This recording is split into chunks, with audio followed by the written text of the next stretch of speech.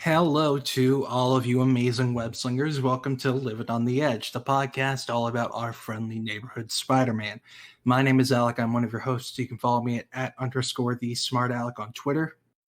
And I'm Brian. You can follow me at Redo Reviews or BMDRLR on Twitter. If you want to follow our podcast on Twitter, you can go to @LOTE_podcast. If you want to follow on Comics Ground on Twitter, you can go to @OnComicsGround. And if you go to our website, we post daily reviews, news, editorials, and all that jazz. So, Brian, how are you doing tonight? I'm doing all right. You? I'm good. Just like we were talking about earlier, I'm replaying Spider-Man in preparation for Miles Morales, which we'll talk about later. But it's still a good game, as we mentioned in the past two. Well, one of the past two episodes. The other episode was us saying that the DLC was bad. Hey, I forgot about that one. When we title it "The DLC That's Never Fun." Yeah. I think this episode is just going to be called like "So What Did We Miss?" Because it's been so a minute much since we recorded. Like, for those who don't know, like we recorded this episode last week or so, and then a little big thing happened, and we were like, we're gonna look so stupid if we post this episode. So we were just like, we were really hoping it'd be a different thing than it was, and we were wrong about a certain someone's identity. But that will be talked about in our grand finale for the episode. So we have a lot to talk about, so we should probably just go ahead and get into it. Let me pull up the agenda. Oh, that's a lot. Yeah. We have two small tidbits of news. Not small, but like the only things about them that we know is that they were announced. The first thing is that Olivia Wilde is directing a Spider-Woman movie. And Marvel Studios is possibly... Kevin Feige is looking to co-produce it with Sony. First of all, it took them how long to greenlight a fucking Jessica Drew movie? Like... Let me see how long Jessica Drew has existed real quick. It's got to be 40 years. It's longer than She-Hulk, I know. 1977. So let's do some quick math. And by that, I mean calculator from Google. Help me out here. It's 43 years. Yeah. So yeah, I got those spider-like brain. I'm like Otto Octavius in the game. My mind is going so fast that I have no inhibitions anymore, and now I'm going to commit massive crimes. But I think she's a good choice. No, thank you. I think she's a good choice for Spider-Woman. I haven't seen Booksmart yet, but I've heard very good things about it, and from what I've seen, I can see that kind of vibe fitting a Jessica Drew movie. Yeah. But there isn't a whole lot to talk about with it. We just know that it was announced. Yeah. But thank you. All I know is thank God, because I will shoot someone before I go see Jackpot or Night Watch before Jessica Drew. If you want to know who's writing the Jackpot movie, I think we mentioned, who was it again? Mark Guggenheim, the guy who said, "Oh, we're okay. We're okay to whitewash Ra's al Ghul. I mean, what about the Christopher Nolan movies? Did they whitewash him too?" Yes. Yeah. The man who said to Gail Simone, "Don't worry, we will not ruin Black Canary," and then they killed her. Whoops. They killed her because Tumblr told them to. Yeah, first they killed one black canary because Tumblr said so, and then they had absolutely no idea what to do with the other ones. It's Sony knows how to pick them. That's what I'll say. Sony really knows how to pick them. Tom Holland is filming Uncharted right now. I forgot about. I always forget that movie exists. It took them so long to, and they finally made it exist. Didn't they go through like 6 directors? More than that, because this movie's been in like production hell since like early 2010s. Like Mark Wahlberg was supposed to play Nathan Drake, and then he dropped out, and then Sony's like, we really need Mark Wahlberg though, so they cast him as Sully. And Sully doesn't have the mustache, even though this is well after they met. It takes place in between the time Nathan and Sully met in the first game. So, like, that movie is gonna be something. It's being directed by the glorious Venom director Ruben Fleischer. So, I fully expect another Eminem song, or I'm walking out of the theater. Uncharted. I got that adrenaline. Uncharted. I'm sorry. Please just let it be the exact same song, but replace Venom with Uncharted. Just want Sony to make an Eminem song for all of their movies, but instead of the word Venom, it's like whatever the title of the movie is. Like every other lyric stays exactly the same, except for that one. Morbius. Jared Leto is working on a fucking single for that movie. I know he is. I can feel it in my bones. He's holding the other members of 30 Seconds to Mars at gunpoint, being like, we have to do this. You will help me get to Tom Holland. If you don't, it's bye-bye. God. Anyway, Olivia Wilde, good choice. Yeah. There were rumors that Alicia Vikander might play Jessica Drew, but I really want Daisy Ridley, to be honest. I think Daisy Ridley is a good choice for her, but we'll see. Second bit of news. This was pretty big. Because I don't think any of us expected it, but Silk is getting a live action series at Amazon Prime with Phil Lord and Chris Miller producing it. I think this has a lot of potential to be really good. Oh, totally. Like, I could see this tying into Spider-Verse, to the Into the Spider-Verse movies, because I could see like, yeah, the end of her season being like one of the characters coming in through the portal, and they're like, "Hey, we need your help," and then she goes off, and then whoever plays her in the show will voice her in the movie. Yeah. Honestly, I'm all for this. Yeah, like just don't do the thing Slott did with her. Please don't just skip over that whole fucking thing. Just please. Have it be like, just, you can keep the thing of her being bitten by the same spider as Peter Parker, because that's the thing that like makes her quote unquote different from the rest of them. But like, I just don't do that whole weird creepy shit, because didn't you say that Marvel's trying to retroactively make her a teenage hero? Oh, they're totally trying to make her more and more like one of the kids because she's new, and so they're like, oh, so she's like a teen hero, right? And Slott's like, no, she's like 20 something. How old is Peter? That's how old she is. And Marvel is like, no. Marvel has a bad case of wanting to do stuff, but forgetting to retcon the stuff that will make it look bad if they do it. First Sins Past, now this, which we'll get to that soon. Yeah, we will. We get to get to it again. Oh yeah, last time we had a lot of fun talking about that, but we're in hindsight, we were talking about it with the hope that it would a certain someone would turn out to be a certain someone, and that did not pan out. Now it's just for my own insanity. That, but yeah, no, Silk, getting her own series. That's cool.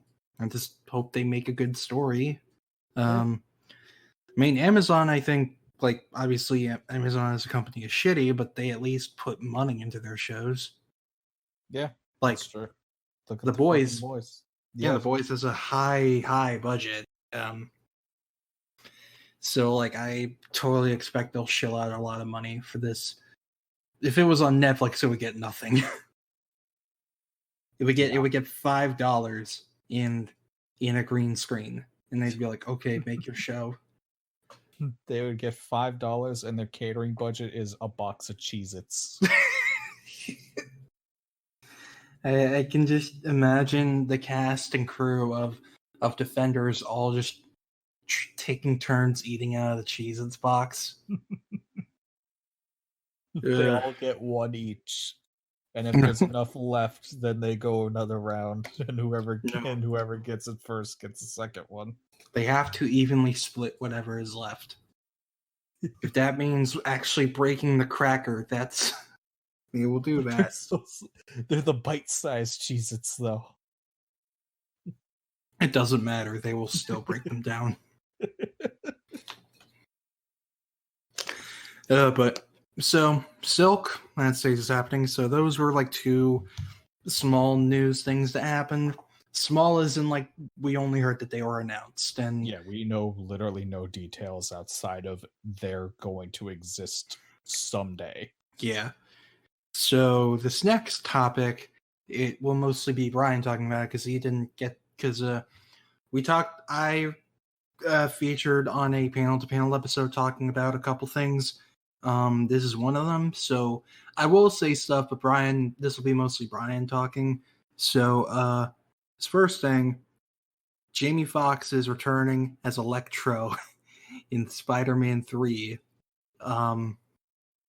We don't know.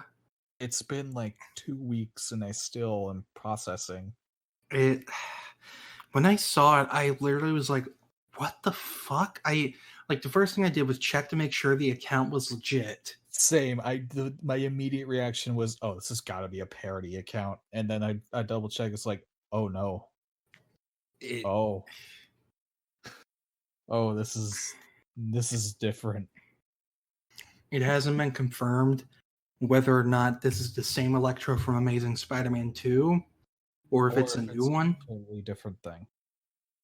So Brian, go ahead. Oh, sorry. I was going to say, I hope it is a new Electro, mainly because for one, Amazing Spider-Man 2 Electro sucked.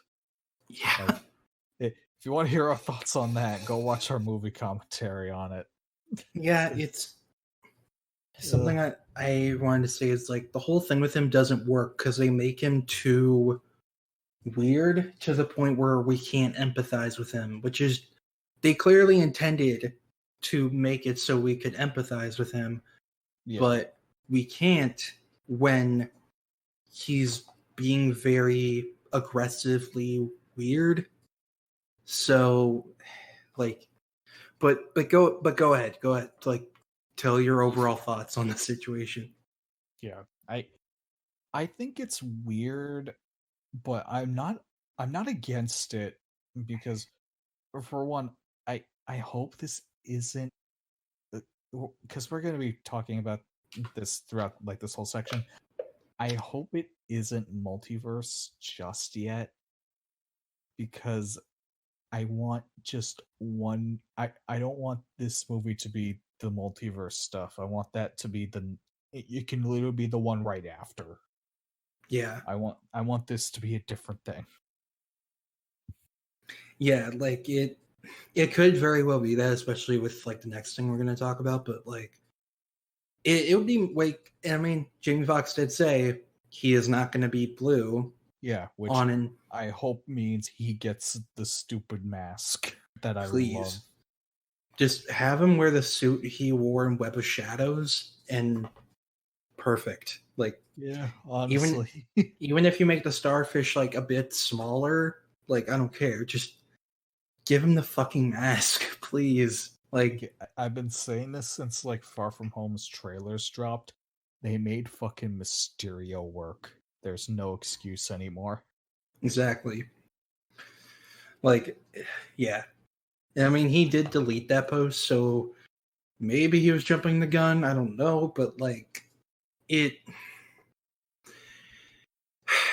I don't know. It's just, we none of us know what the fuck is happening with this movie. As we'll talk about in a sec. But yeah, no. There isn't a whole lot to say about Shang. I mean, there is a lot to say, but it's like it's just something we didn't think would ever happen. No. So it's just so weird. yeah. But recently there was another rumor of another villain coming in, which we'll talk about in a sec, I think. Yeah. So basically, yeah, like Electro is gonna be in it. If he's the main villain or a side villain, we don't know. All I know is give him back the theme from Amazing Spider-Man 2. Because give him the theme. Shit. Give him the theme, but without the lyrics. And yes, I do not want to hear Pharrell Williams whispering in my ear, "Paranoia, something inside of me. My pulse is racing. Don't torture, self-destroy." I don't want to hear Pharrell Williams whispering that into my ear. I don't want to hear him also say, "He lied to me. He shot at me. He hates on me. He's using that Spider-Man." I told you about that tweet that Ari tweeted to someone being like, "I don't want the Electro theme back," or like saying like, "I don't know why people like the Amazing Spider-Man 2 theme," and Ari said, "But Frankie, that Spider-Man, he is my enemy." That was the best shit. Yeah. I just give us the theme back with just the music without the lyrics, and I will be happy. That's it. And I mean, Feige did say he liked Electro when he was like trying to help consult on the movie. He was saying he liked Electro just to cut out the weird shit. Yeah, just tone him down. Yeah. Also, oh, go ahead. Oh no, I got nothing. Oh. My brain blank. But like Electro doesn't work because like he's built up to be like very linked with Spider-Man, and Peter like is like, "Let me help you" in Times Square, and then Electro turns evil, and he's like, "Okay, I'm gonna hose you down and send you to Ravencroft," and then they don't meet until the end.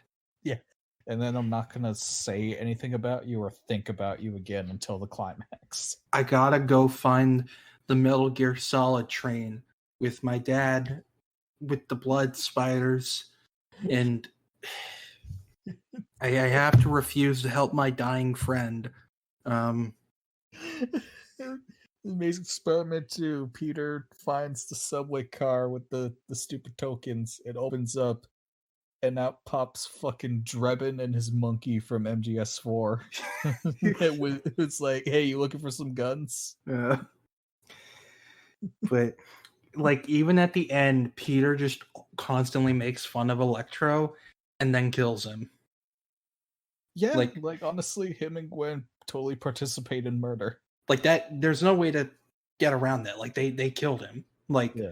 Like even if he came back, they still attempted murder.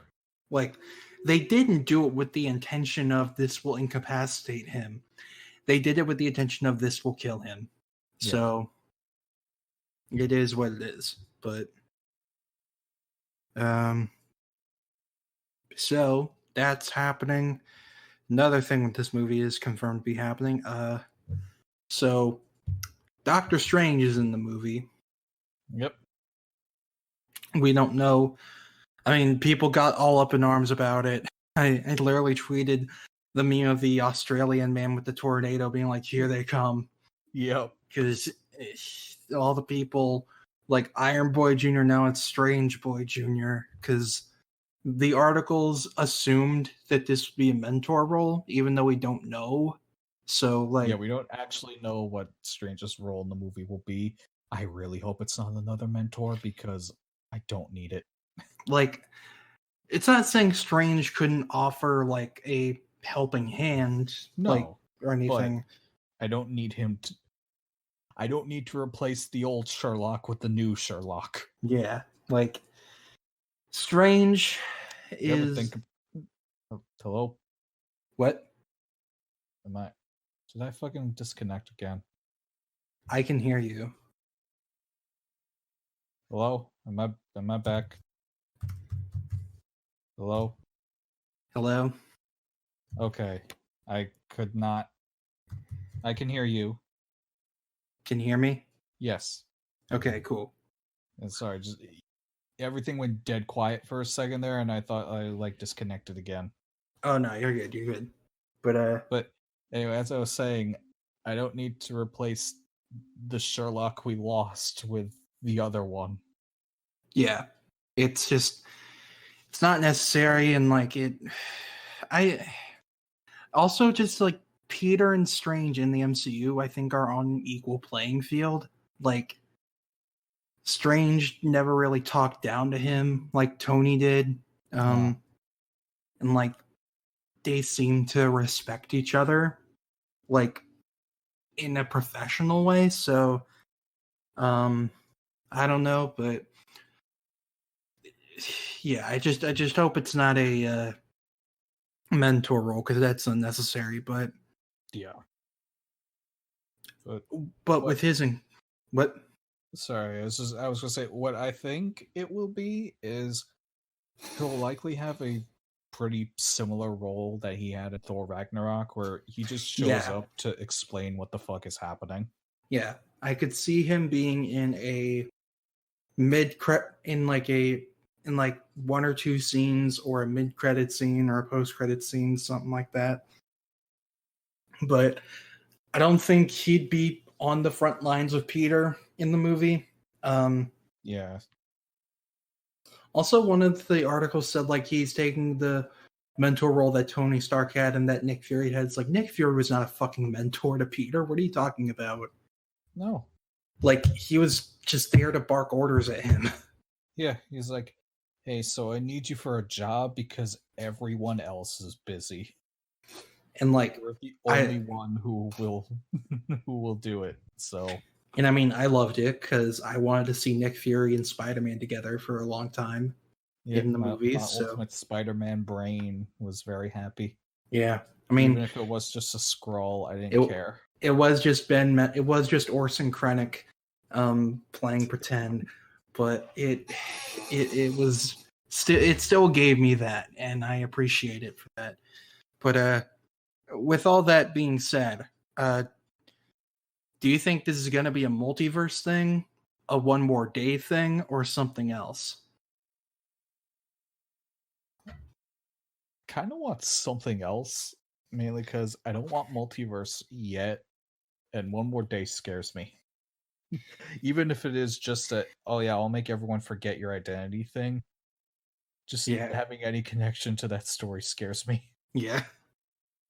It kind of would line up with a leak that came out in late last year that said like the movie would end with Peter going over to Strange, and Strange would be like, "I can make everyone forget if you want," and then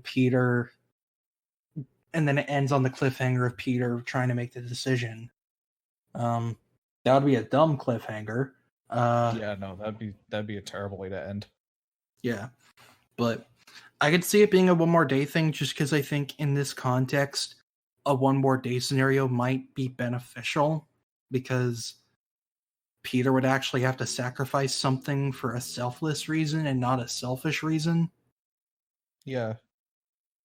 Like you could say that him trying to save May was selfless, but it wasn't. It was he could. Her fucking ghost straight up tells him, "It's okay, let me go."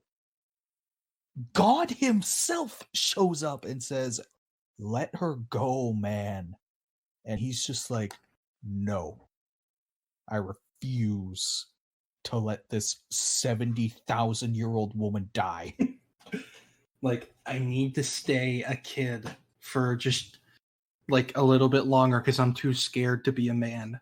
Like it, and like I get the intent outside of they didn't want Peter married. I get maybe an intent of May is the last thing Peter has that's connected to his childhood, and he's lost so much that he can't let her go. I kind of get that, but it's like Peter still would not make that decision. Like, It's the least responsible thing he could do. yeah, like all it does is ruin his life and MJ's life, and just I don't know. It's stupid. Me no like it's stupid. No. But I in the MCU I could see it being beneficial because he would have to give up his relationships with people who know he's Spider-Man in order to keep them safe. Yeah. Like I could definitely see that happening. Like, or they could do something where it's like, oh, I can make everyone except select people forget. But I don't know. If they do a multiverse thing, which we'll talk about in a bit. Oh, by the way, sorry, there's a fire truck coming by. Oh, they're going to Green Goblin. Yeah, he burned down Aunt May's house. He's Finish it. He's sitting in the middle of the fire with a blanket, just waiting. Oh, that scene. I wasn't even thinking about that. He's been like, sounding like a frail old lady. Still, just remember in the commentary track, we were just like, what if Spider-Man never showed up? What would he have done? Just like, oh, shit. Well, that didn't work. Peter just didn't go. Goblin would have blown up, and he's like, okay, well, Harry, I'm sorry your dad's dead, but hey, Thanksgiving. So, but yeah, no. If it's a multiverse thing, I've kind of made peace with the idea of Spider-Man 3 being a Spider-Verse. Because like I think they could easily do it as long as it fits in with the themes of the first two movies. Yeah. And have it be a fitting. Yeah. Sorry, go ahead. No, I was gonna say it is totally doable. I'm just not sure it's what I want right now. Yeah. So, people on Twitter have been saying like, you know, we'll just add in the rumor section of the movie right now, because there have been an insane amount of rumors about this movie. I don't think there have been this many rumors about a movie since like Infinity War and Endgame. Yeah, like I think the Miss Marvel ebooks Twitter account. Do you know them? I don't think I do. Okay, well you know the Gwenpool one, right? Yeah. Okay, well they talk a lot, but the Miss Marvel one posted a tweet where it's like, not a single person had a fucking peep about Jamie fucking Foxx coming back, and now all of a sudden everyone has rumors about Spider-Man 3. Yeah. It's like, clearly not all of these are real. Oh no, 95% of them are bullshit. I can say that for certain. But Yeah. like there have been some, not really rumor, but like some people, might be a rumor, but like I don't know. Rumors are weird because you don't know if they're actually legitimately from a source or if they were just made up. So when I say real rumor, I mean like rumors that come from like actual sources that have been right. But Yeah. like one thing people have been talking about, saying what they want from the third movie is it being like a John Wick Chapter 3 style movie where it's like, okay, I'm glad you brought that up. There's like a bounty on Peter's head, and like all these supervillains are coming after him to collect that bounty. Yeah, it was from at Bork_21 on Twitter. Yeah, I'm looking at it right now. I'm glad you brought it up because I was going to as well. If it is like a John Wick 3 situation of just a bunch of villains going after Spider-Man, I am in. like that would be that would be the easiest way to do a Sinister Six movie. Just have it be like all these B-list villains coming together to just collect a bounty on Peter's head. Yeah. Like, that would be fantastic. There have been, of course, the big rumor has been that Marvel and Sony are looking to get Tobey Maguire and Andrew Garfield back for the movie. That has been a rumor since fucking like Civil War came out. Yeah. So it's like, and now it's like more likely than ever. But I believe Marvel said a thing where it's like it's unconfirmed. Yeah, Sony said like those castings are not confirmed.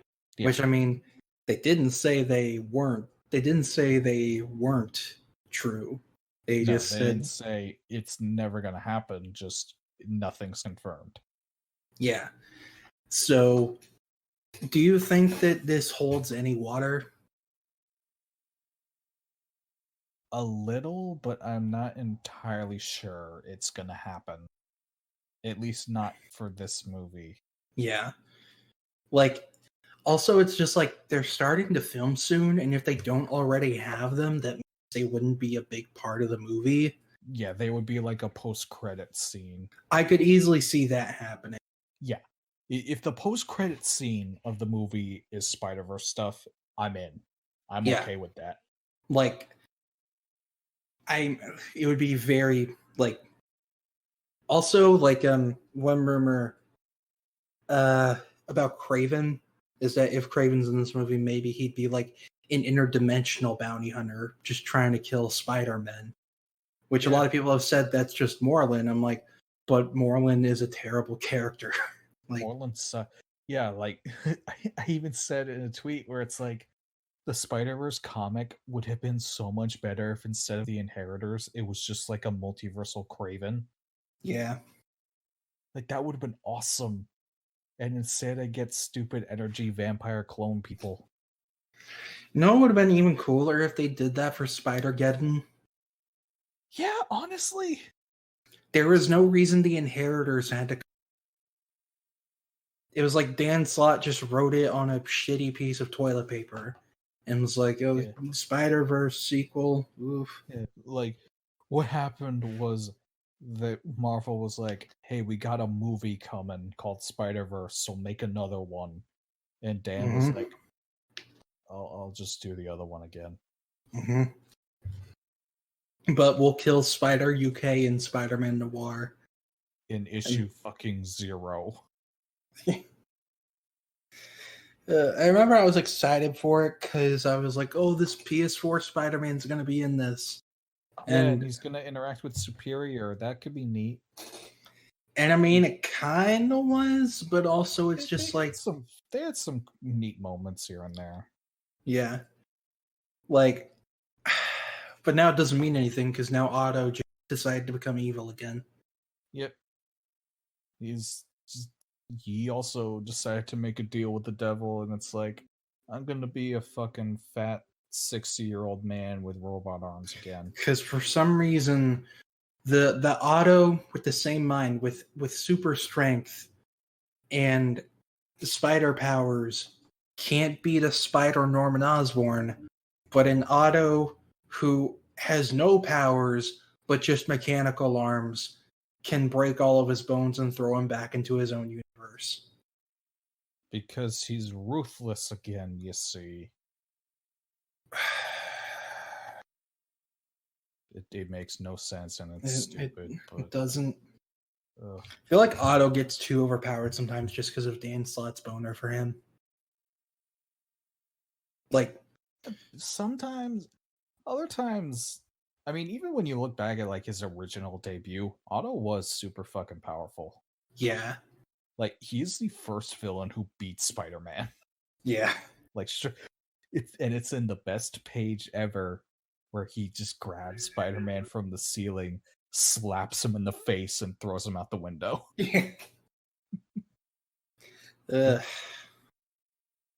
But, yeah, I don't know. It's just, it is what it is. But I could see a multiverse thing happening with this movie. Because, I mean, with them bringing Jamie Foxx back and J.K. Simmons being back, I feel like something is brewing. Like, some plan is formulating of some kind. And I feel like they're there to play these new versions of the characters. If that multiverse thing ever happens. But a lot of people are like, what if when Electro got blown up at the end of Amazing Spider-Man 2, he went to another universe? I'm like, look, I know comics are dumb, but that's jumping the shark. in a medium where sharks have always been jumped. That is jumping the megalodon. This is a medium where the shark jumps you.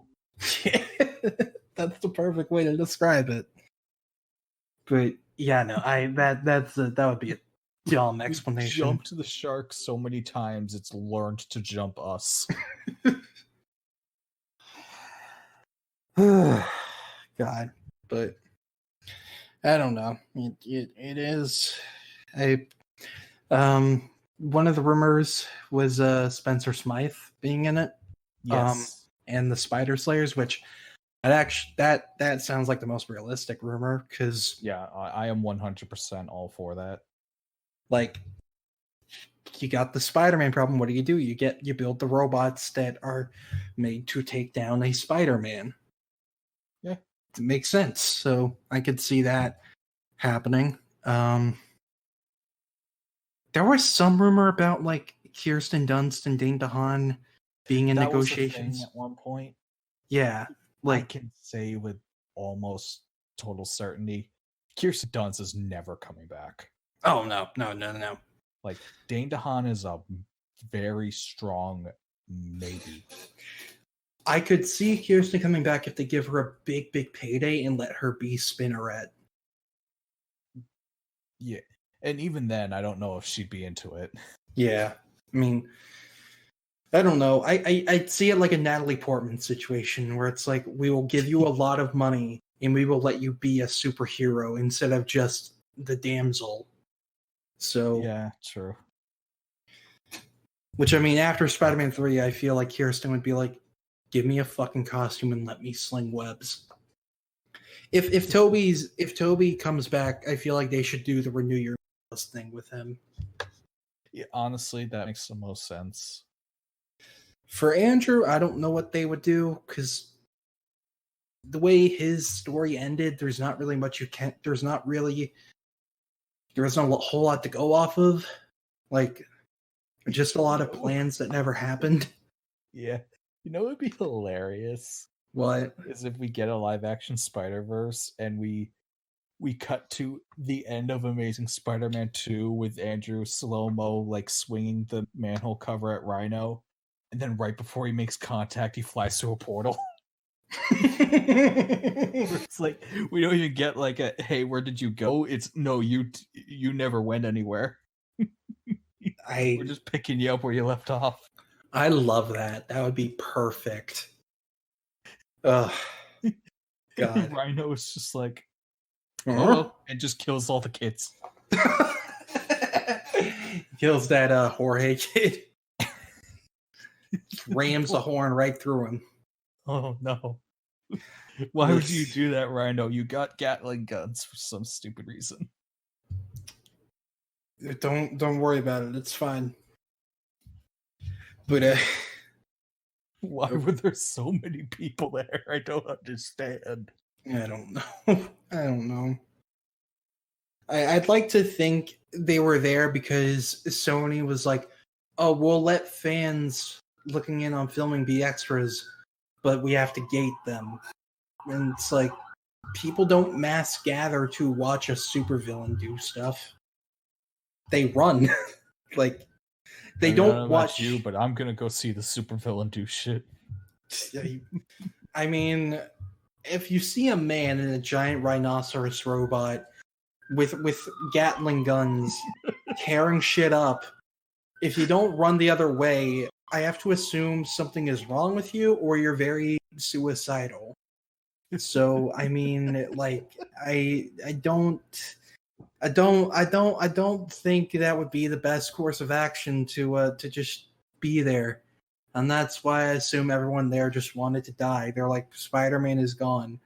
He hasn't been around for 6 months. We'll just die. Guess we'll The die. population of New York is already cut in half since his absence. But yeah, no. I think someone said Willem Dafoe might come back as Osborn, which I think mean, that was a thing somewhere. if that happens, if he wears a Party City suit and the Party City mask, I will be in glee and see that on day one. Like, they don't change anything about it. They just bring back the Power Ranger villain suit. someone on Twitter asked, like, if Andrew and Toby come back, do you think they will recreate their suits, or do you think they'll give them new suits? I feel like they'll more than likely just recreate the suits they had. Yeah. With Toby, I could see them making the silver spider armor, but with his logos and his eyes, I could definitely see them doing that. Because the two for Toby I've seen the most of are the silver spider armor and Last Stand. Yeah, I feel like Last Stand would be too depressing for him to wear. Yeah, but it looks cool. It does, but I don't know. I'd love the idea of Toby wearing the silver spider armor suit. Like, have the material and overall look be what it was from the Insomniac game when they added that suit. Like, the black is like flexible and the silver armor is like in different parts, but just with the logos being Toby's logos and the eyes being his eyes. Yeah. But yeah, for Andrew, I have no clue. I don't know what they're gonna. Yeah, for Andrew, I think they will more than likely just stick with the Amazing Spider-Man 2 suit. Yeah, and like, it's not like they just have those things waiting to be worn again. Like the Spider-Man 3 suit is decayed. Like, yeah, no. Like, the rubber is not helpful. Definitely need to make a new one at the no matter what. Yeah. But are there any other rumors we missed? I don't think so. It's in like the last thing I have to say about live action Spider-Verse is I would love it. I'm not sure I want it right now. And it is a very big matter of would Andrew and Toby want to come back? Yeah. Because Toby, it's been fucking 13 years since Spider-Man 3. So it's like he might not he's probably not going to want to go through the physical training to get back to that shape again. Yeah. And as for Andrew, he might still be pissed off at Sony for fucking ditching him for having a cold. Yeah, like that. Like, both of them have no reason to come back for Sony because Sony gaslit Raimi to the point of making him quit. Like, what they pulled was really fucking shitty. Like, because I think you were saying it, like, the whole changes with the script, they were just doing it so he'd finally quit. Yeah. Like I remember fucking Raimi wanted to do the Lizard for so long, which is why Connors was in every movie. And Sony was like, no, Lizard won't sell. Do this other stuff. And then the fucking second he leaves, their first thing is, let's do Lizard. Yeah. And he also wanted to do Vulture, and he was told no. And then the second thing they do with the reboots is bring in Vulture. Yeah. Also, it's like, I think they were just thinking, like, we just want to get a new director, but keep the same cast. But the cast was like, no, fuck y'all. We know what you're doing. We're not, we're leaving. Like, we like no. him. We came onto this project for him, not you like, guys. Kirsten's like, he wasn't the one who forced me to be the fucking damsel in distress again for the third movie. Yeah. Like, literally, what happened was Raimi straight up told Dunce when they were making Spider-Man 3, don't worry, you're not going to be the damsel this time. And then he left to go to an executive meeting with Sony and Avi Arad and all them, came back and went, I am so sorry. Yeah. Because guess what happened in Spider-Man 3? She was in taxi cab in the construction site. Eric Foreman kidnapped her because she looked like Donna. I forgot that was our fucking running joke. That was our running joke for like, I think it was for the first movie. We just kept being like, Peter watches that 70s show and like stands Eric Foreman and projects onto him. But yeah, no. It's like in Peter's head, his like dream is to basically make his life into the 70s show or whatever. Yeah, it's like I have to compare everything into my life to that 70s show in order for it to make sense. Yeah. But yeah, no, like if Sony wants them to come back, they need to offer big money. Like big money now. The budget of the movie will have to be that of like Endgame, which honestly, yeah, because Toby was supposed to get $50 million for Spider-Man 4. Oh, holy shit! Yeah, like that is big. It's a fucking huge amount. But yeah, he was. I don't know how much Andrew was supposed to make, but like, regardless, both of them are probably like, if you want us back, you need to pay the fuck up, because we have not forgotten about that, about what you did to us. Like, yeah, no, we're not over that. But yeah, I don't know. Well, I think Spider-Verse is going to happen. It will happen eventually. It's just whether or not Andrew and Toby want to come back, or how much money Sony and Marvel are willing to shell out for them. Yeah. But so that's that, I think. So the next one is the Spider-Man PS5 remaster. Yay. Just gotta say, I hate some of y'all. I really, really do. Like, some of y'all are awful, and it's complete irony that you stand this character when some people have tried to like say like, well, Peter's an asshole sometimes, so that means it's okay for us to be too. It's like, no, you fucking okay. No, like, he's a fucking fictional character. Anyway, so the reason why people were mad is Insomniac kissed John Bubniak on the forehead and said goodbye, because his facial bones don't match up with Yuri Lowenthal's facial bones. And I was talking to Brian earlier. I've been replaying Spider-Man. You can very clearly tell that the face model for Peter is a bit off compared to everybody else's, because the animations are not as fluid. Yeah, for a lot of scenes, he does kind of just make the same, like, 3 or 4 expressions. Yeah, and like I don't know, it's fine, but it could be better. This is Insomniac's response to better. They have replaced John Bubniak with Benjamin Jordan.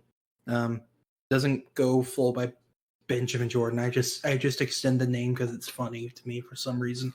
But they cast this guy Ben Jordan to be the new face model for Peter, and because his facial bones match up with Yuri's facial bones better, and in some lights, he looks a tiny bit like Tom Holland. Like, there's some angles where it really shows. But at the same time, like, you can, in the clip, even though I don't think it was the right clip to show, you can kind of tell that there is a bit more there. Yeah. And also, it just, graphically, it looks far better. Oh yeah, no, like, in every like technical aspect, it is a much better model.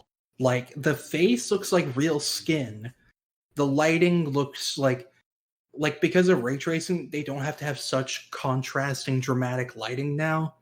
Like, now it's more realistic lighting, so it you don't have big contrast with lighting. I don't know. I'm talking out of my ass, but like the lighting on the skin and like the hair, especially the hair, like Yeah.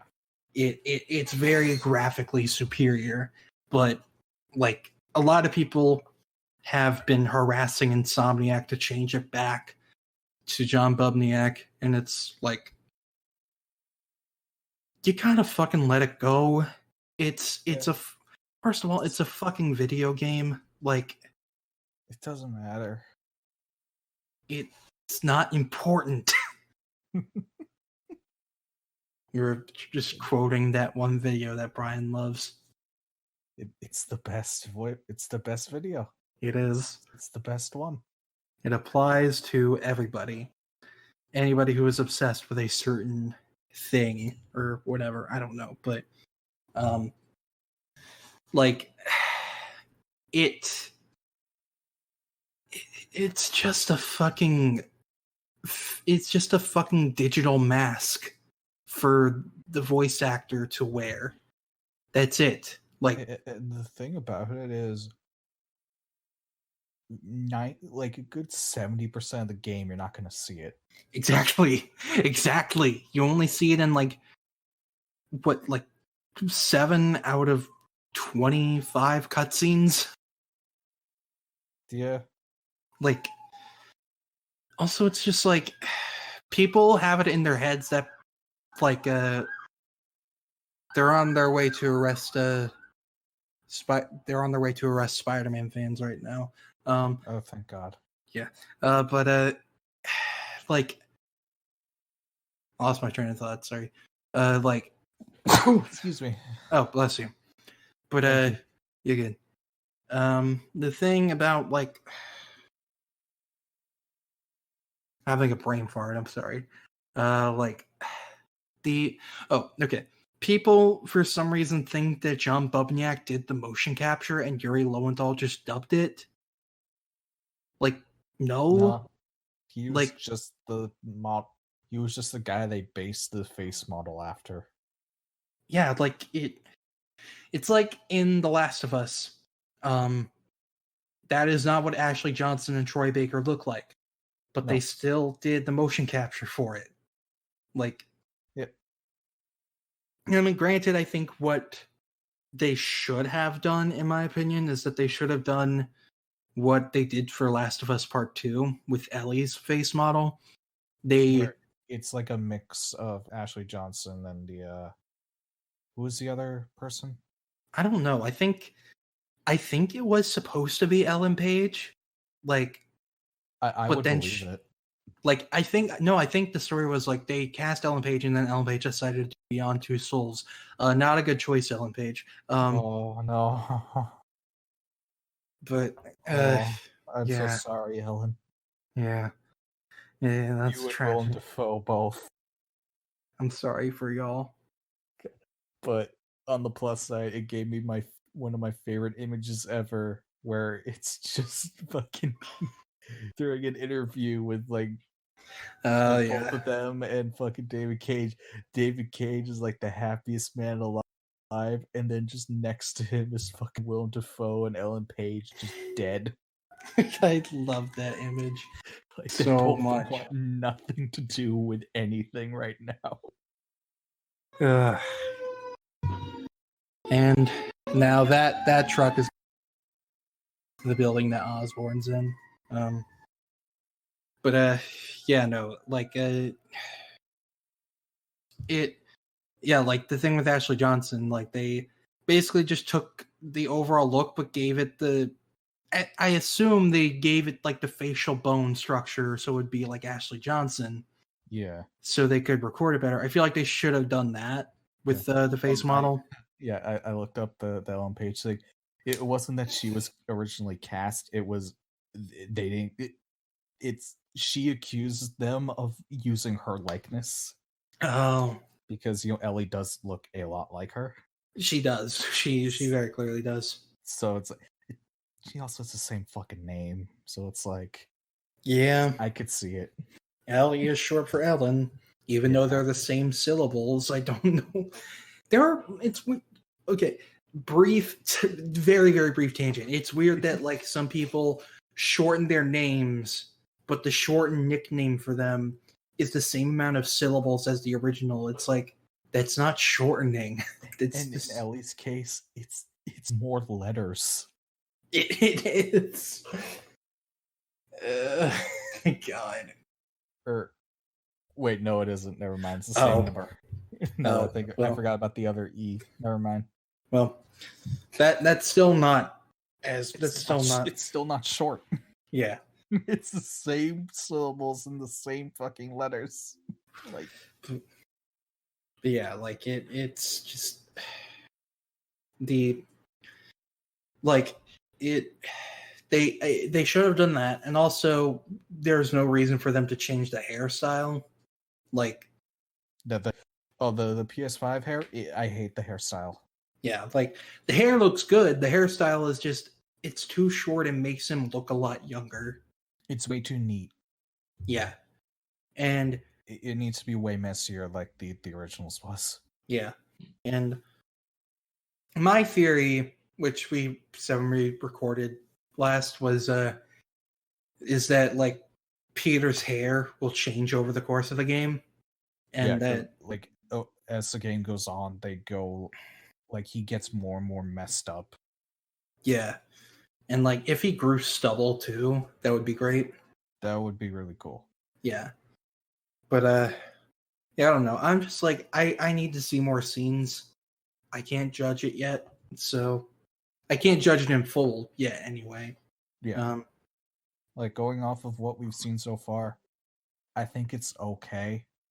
Yeah, like I think it's an okay change, but part of me is definitely gonna miss the old model, even if the new one is as much as I hate this word nowadays because of the fucking internet, it is objectively better.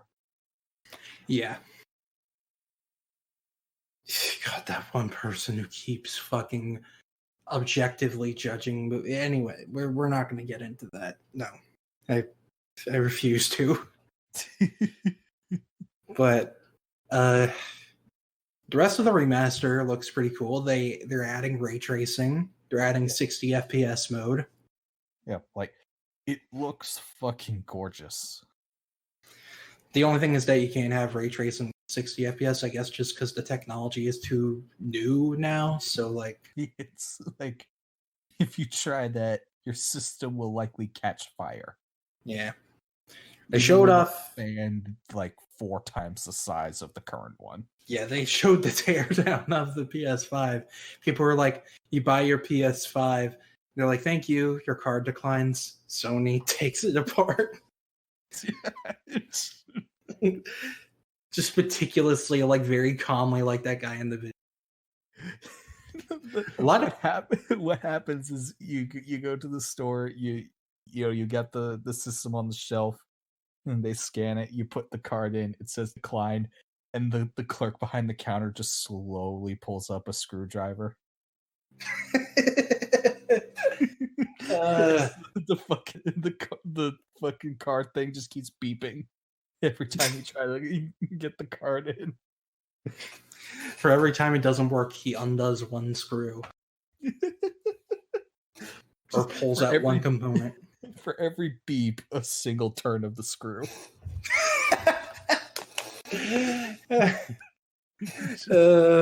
Just to fuck with you. A lot of people were complaining about the stand. They have to like screw it in. I'm like, I don't care. Like, yeah, you can't use whatever.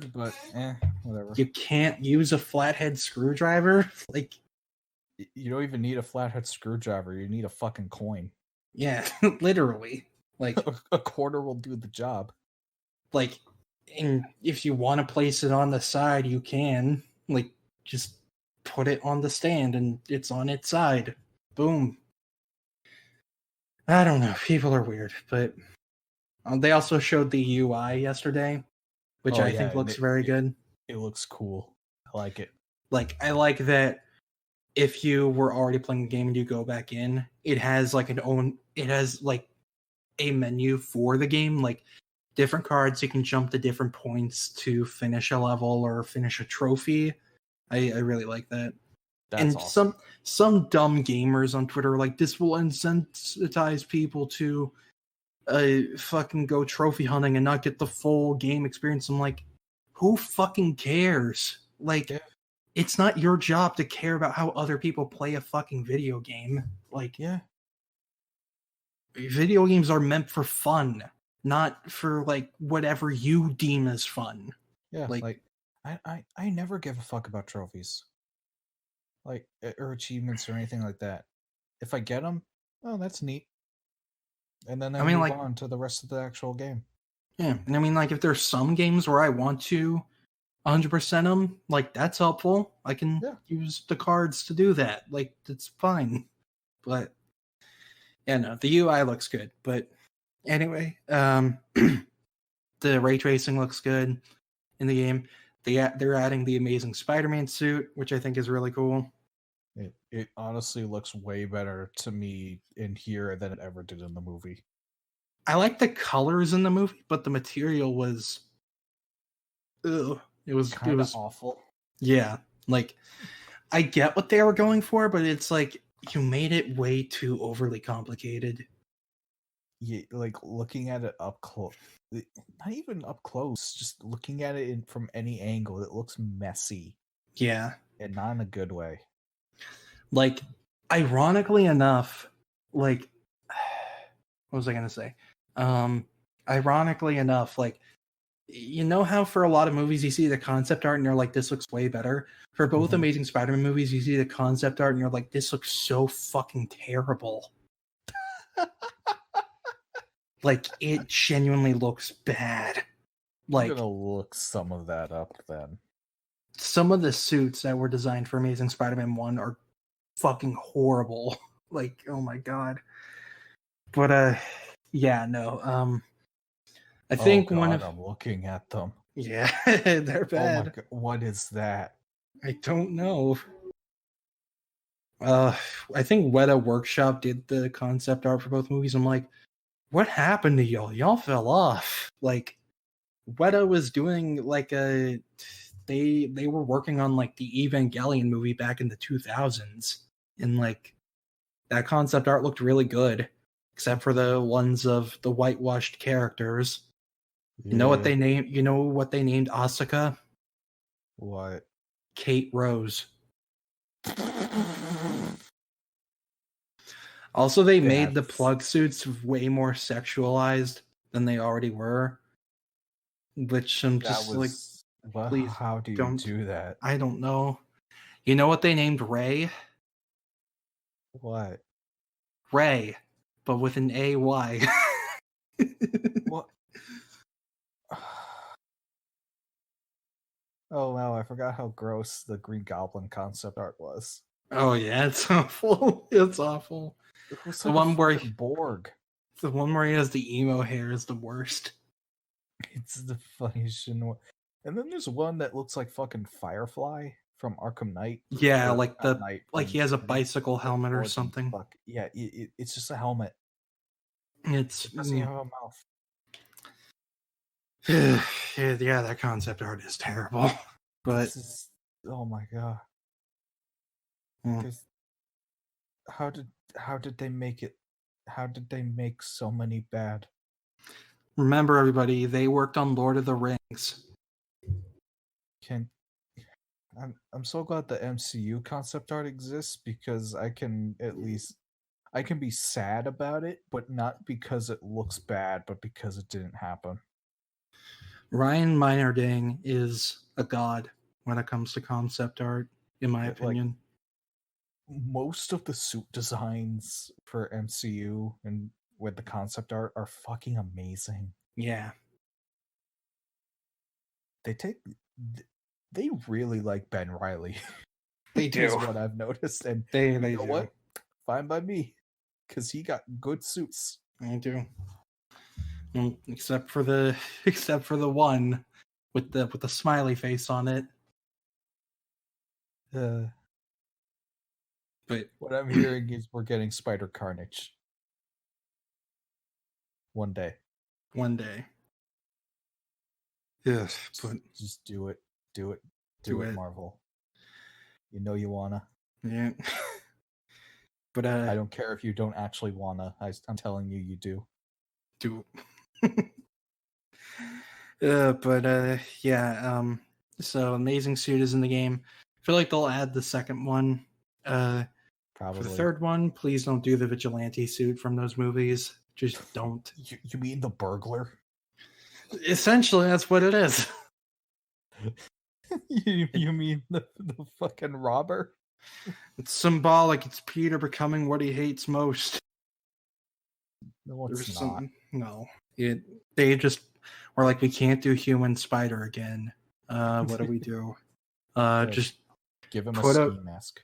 Give him a red spandex mask and some sunglasses and a beanie. Boom. Yeah. My money for the final suit is Superior. I could see that, but I don't really want it because I don't like the Superior suit. I personally, I love it. It's way too black for my liking. Like I get that. It is very like simplistic and plain, but I don't know. I really like the big spider. The big spider I like, but like I like there was a Superior suit where it's like it still has the overall Spidey design with like, you know, the belt and the red boots and the red gloves. Yeah. But it has the big the blue with black.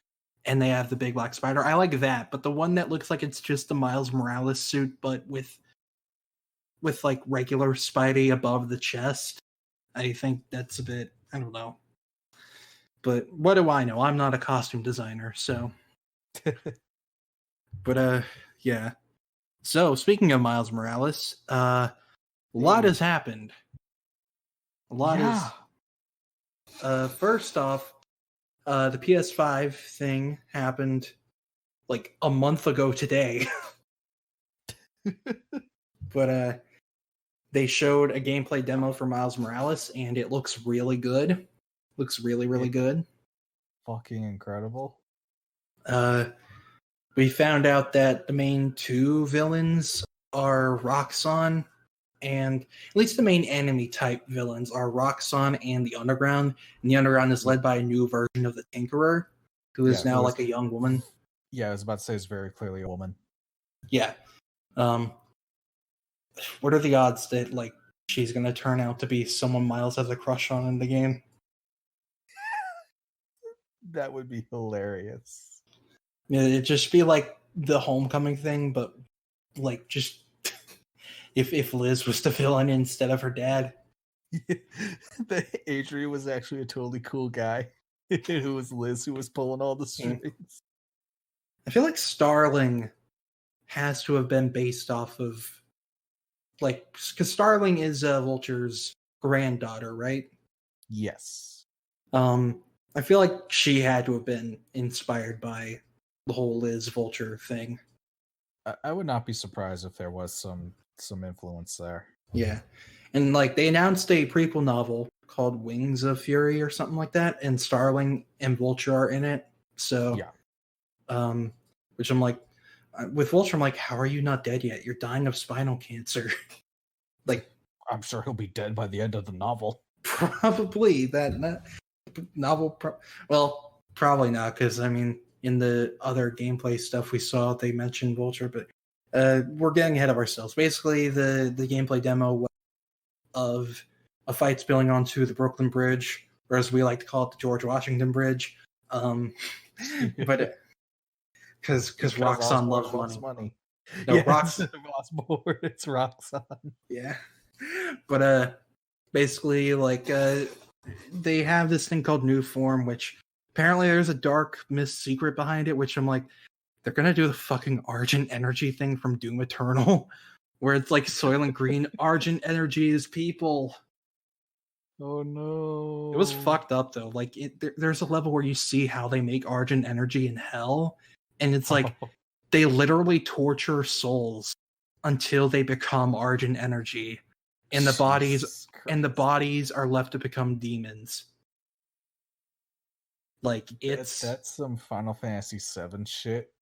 Doom Eternal is essentially a Final Fantasy game with shitloads of gore. I'm Like, okay with that. like the whole thing in Doom Eternal is like it takes place after Doom. We find out that like these games take place after Doom 64. The Doomslayer was in hell fighting off demons. He washed up on wherever the Sentinels were, and they trained him. They gave him powers, and the Makers, which are angels in this universe, found out about hell. So they go there and they find Argent Energy, and they're like, "Oh, this is really cool, actually." So the angels in heaven essentially start sacrificing worlds to give to hell. So hell makes them Argent Energy, and they give hell demons. It's really fucked up. It's like if heaven just forsake the universe and like are like, yeah, you're going to eternal life. No, you're not. You're going to hell to be tortured until you become literally energy to fuel our dying planet. That's fucking horrifying. Yeah, it is. And then you kill God. Well, As you no, should. So Samuel Hayden, Yeah. Vega. Turns out Samuel Hayden might have been an angel, and Vega might have been God. And Samuel Hayden stole God from heaven. That is amazing. It is. I don't know how it makes sense in the timeline because they had a bio for Samuel Hayden in Doom, but like it's whatever. Anyway, tangent over. I'm sorry, everybody. Basically, the fight spills onto the bridge. The bridge is collapsing like in Avengers. It's a whole thing. Miles is beating people up. We see the Venom blasts, which are really cool. A lot of people don't like that it's basically electric powers, but I don't care because like if it's just like one little quick thing, then that wouldn't be fun. That wouldn't translate well to gameplay, I don't think. No. In my opinion, it barely works in comics. Yeah. Like it's boring. And it's also used more as a Deus Ex Machina, especially like in the early Miles comics. So didn't he use it once on fucking Blackheart or something? I don't know. I know like he used it on Osborn several times. Yeah. To end the fight. And it's like, I don't know. I swear to God I remember something about he like one shot a demon with it or something. Let me But I think like making it more of his like move set, I think is a lot better than just having it be like a one shot kill. Not kill, but like a one shot end to a fight. Because you got like a Venom punch, you got a Venom dash, you got a Venom aerial move where you jump up and you take everybody up in the air with you and hit them all. And you got like a air bomb, a Venom bomb where you just like drop down and smash the ground. And you also got camouflage, of course. And there's a whole lot of new animations and stuff, which I appreciate. Yeah. Oh, sorry. I appreciate that they didn't. I mean, this game is obviously reusing like almost all the assets from the first. Like it's the same map pretty much. Yeah. Okay, I did look it up. He was able to fucking defeat a demon that the Avengers lost to, and that Ghost Rider himself was like evenly matched with. Yeah, and that's he defeated it by poking it. That's a bit too much. Yeah, no, that is. I love Miles. That's some bullshit. Yeah. But yeah, no. God, what was I saying? Cool animations. Cool animations, yeah. They've really. I appreciate that they didn't just use the same animations for Peter for Miles. They gave him whole new, like, very fun acrobatic moves. Yeah, and there's not much else to say about the demo from the PlayStation experience, but Game Informer is covering the game this month, and we have seen a lot of new content and read a lot of new content. So basically, the game starts out. Should I say this? Is this a spoiler for the game with how it starts out? because they like literally say exactly what happens in like the first chapter of the game. Yeah, I mean it's been a couple of days. They officially released this stuff. It's circulated a bit. Yeah. If you guys don't want to listen to this, skip ahead like as much as you need to, or just leave and when you play the game, because for all we know, this episode will be out when the game comes out. So yeah, with our fucking schedule, we might have a new president, or we might still be in Hell World. So I feel like we're gonna be in Hell World either way. You're not wrong. I heard the fucking iPhone alarm somewhere, and it freaked me the fuck out, and I wanted to cry. Anyway, I know that feeling. I think it was one of my roommates, but anyway, so again, if y'all don't want to hear this, just skip ahead, or come back later. But basically, it starts out Miles is getting off the bus from school. He just got out of school because it's winter break. You know what? Let me actually pull up I have a Game Informer subscription, so there you go. So let me pull this up to read it.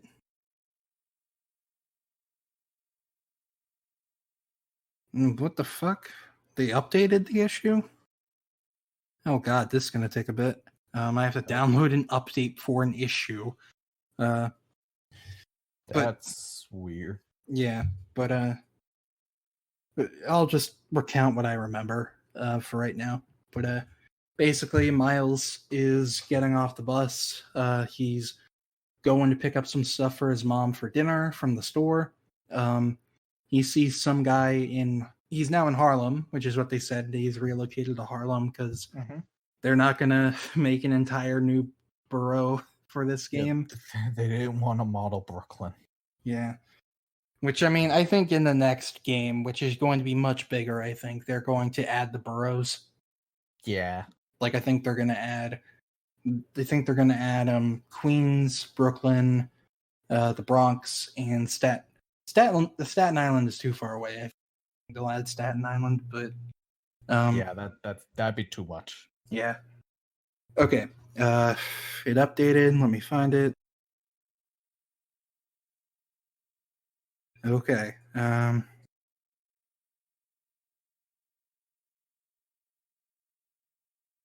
yeah. So he sees a mural being made by somebody in Harlem. He's asking them if they'll add the new Spider-Man. The guy's like, well, the original's my guy. And I was like, you should really add him. So basically he's just getting some stuff for dinner, but he gets a text from Peter and he's like, okay, gotta go, gotta blast. So he lies to his mom that he has to go to another store to find the ingredients. So he gets in his new suit, which is a cobbled up suit. It has Peter's mask, but it's basically just they saw Into the Spider-Verse and they're like, we'll take that. Yoink. Yeah, Yoinkus. Yeah. Valid. But Miles goes take as much as you can from Spider-Verse. Yeah. Miles goes to swing to go help Peter with the convoy because they're moving a prisoner from the raft. It's very obvious that it's a rhino, but they're keeping it suspicious for some reason. They're making sure it goes smoothly, but like something breaks and Miles immediately rushes in to fix it against Peter's wishes, and it kind of makes things worse. The helicopter crashes and Rhino gets loose, so Miles and Peter try to fight him, and apparently you go through a bunch of different areas while riding on top of Rhino. You also fight other prisoners too that were let out, but apparently you go through a mall, and like they've showed some videos, but we didn't see this, but you go through a mall and like it's insane, and it ends with Peter looking like he's gonna die, and then Miles finally discovers Venom Blast. I didn't realize that. That's cool. Yeah, like that's the first time it shows up for him when he's trying to protect Peter. So he fights Rhino, and We don't know what happens, but he beats Rhino because they say they don't want to spoil everything. But Miles helps Peter get away. Then Peter is like, why did you get the cool powers? I need to study. I was a bit scared for a second because I thought the reason Peter was going to go away is because he was jealous of Miles' powers or something like that. Yeah. But then they gave an explanation in a sec, which I'll say. But then, like, Peter takes off his mask and we see Benjamin Jordan's new face, which is going to anger a lot of people playing the game. And then we find out that Peter is leaving for Symkaria, which we predicted in a previous episode. I think the last episode we predicted it. But for us, that was like how long ago? I don't know, man. But yeah, we gotta fix our schedule, man. Yeah, it's been hectic. Yeah, no, I think Peter's back at the Bugle because they said specifically he's going with MJ to help her. He's her photographer, I believe. Yeah, right? He's being the photographer for her. Okay.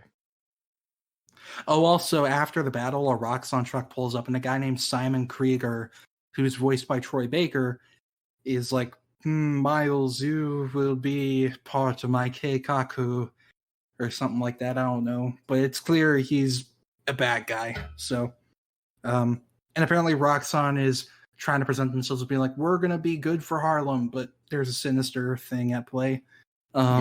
Because, evil company. Yeah.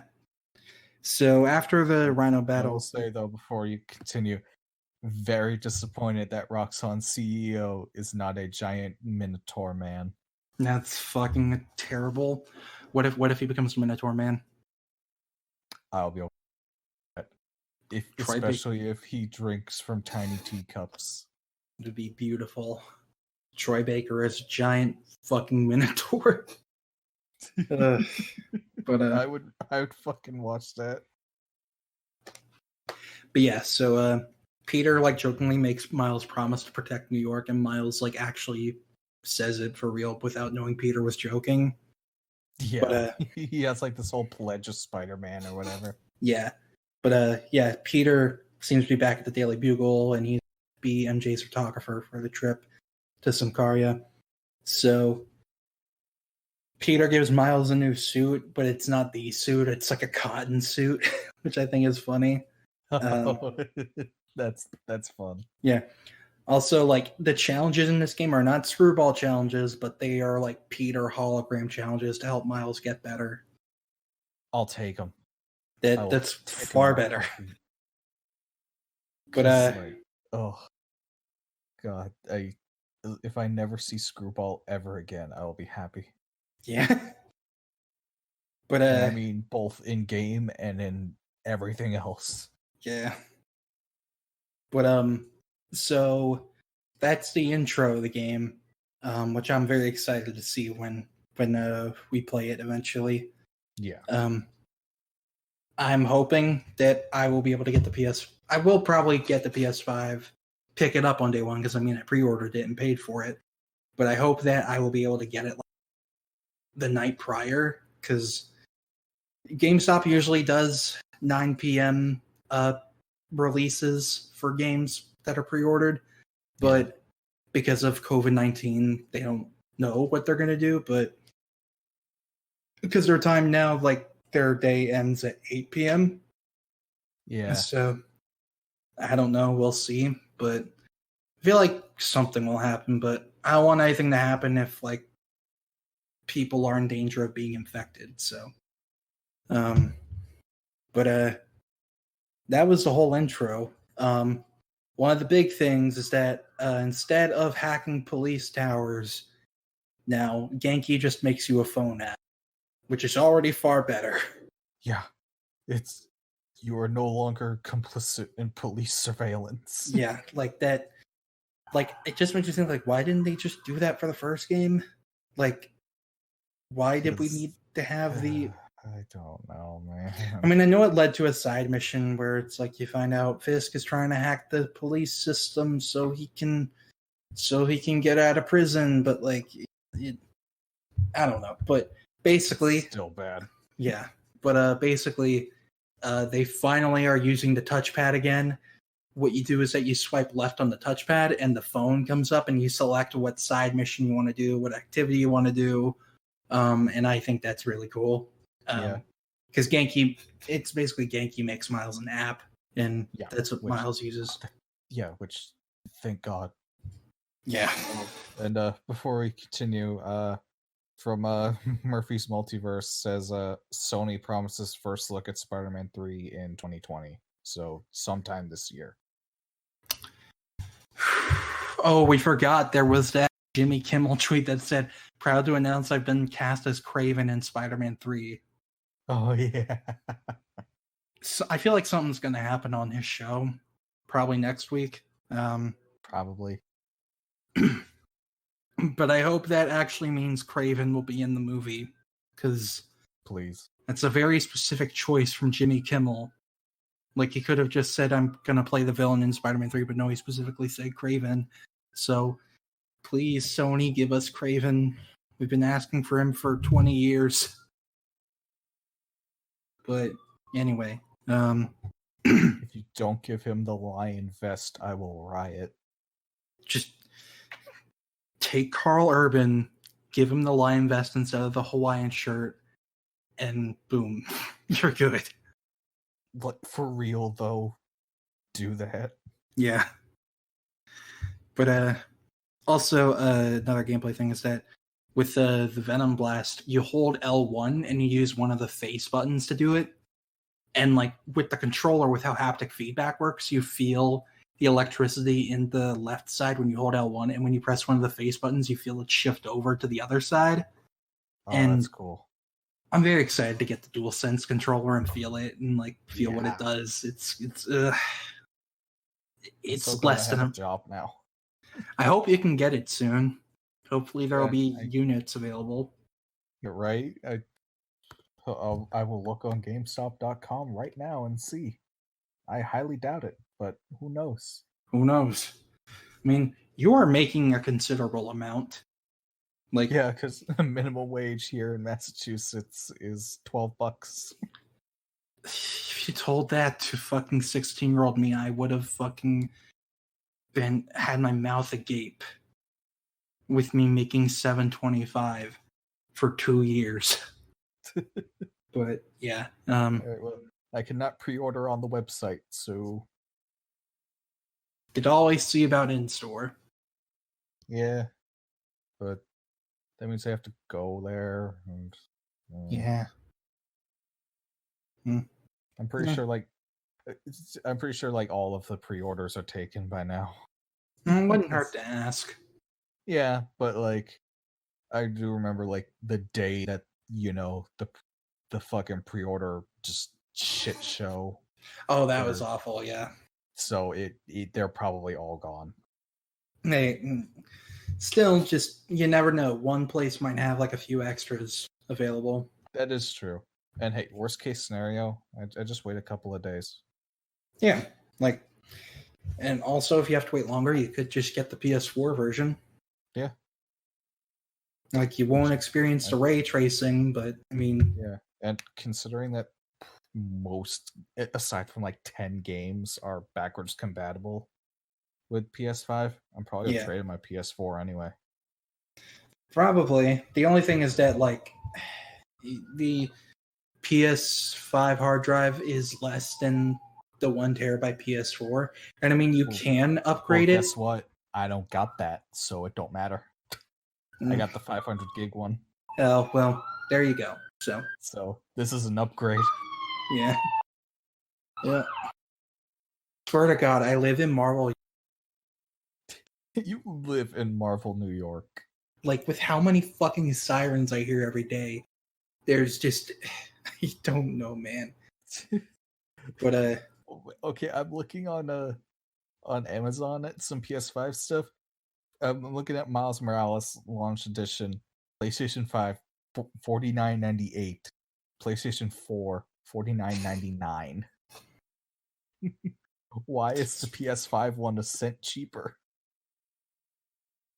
I don't understand Amazon and their prices. I don't know what goes on through the mind of Jeffrey Bezos. I just don't want to anger him. What goes on in his mind is, how do I kill Superman?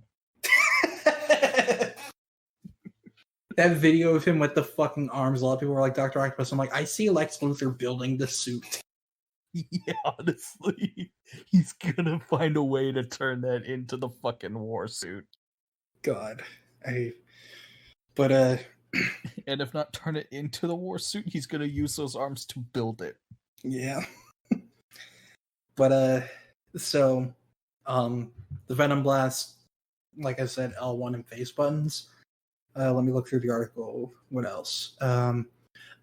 They showed gameplay for this yesterday, I think. Yep. There's a new gameplay video. It was at 60 FPS. They were just showing how that was looking, but stealth is completely overhauled in every way. It exists. It exists now. It's an actual thing. Like, it's crazy. Like, first of all, you can actually get back into stealth by using the camouflage, which, like, thank you. Like, yeah, like, you mean I don't have to go into combat now?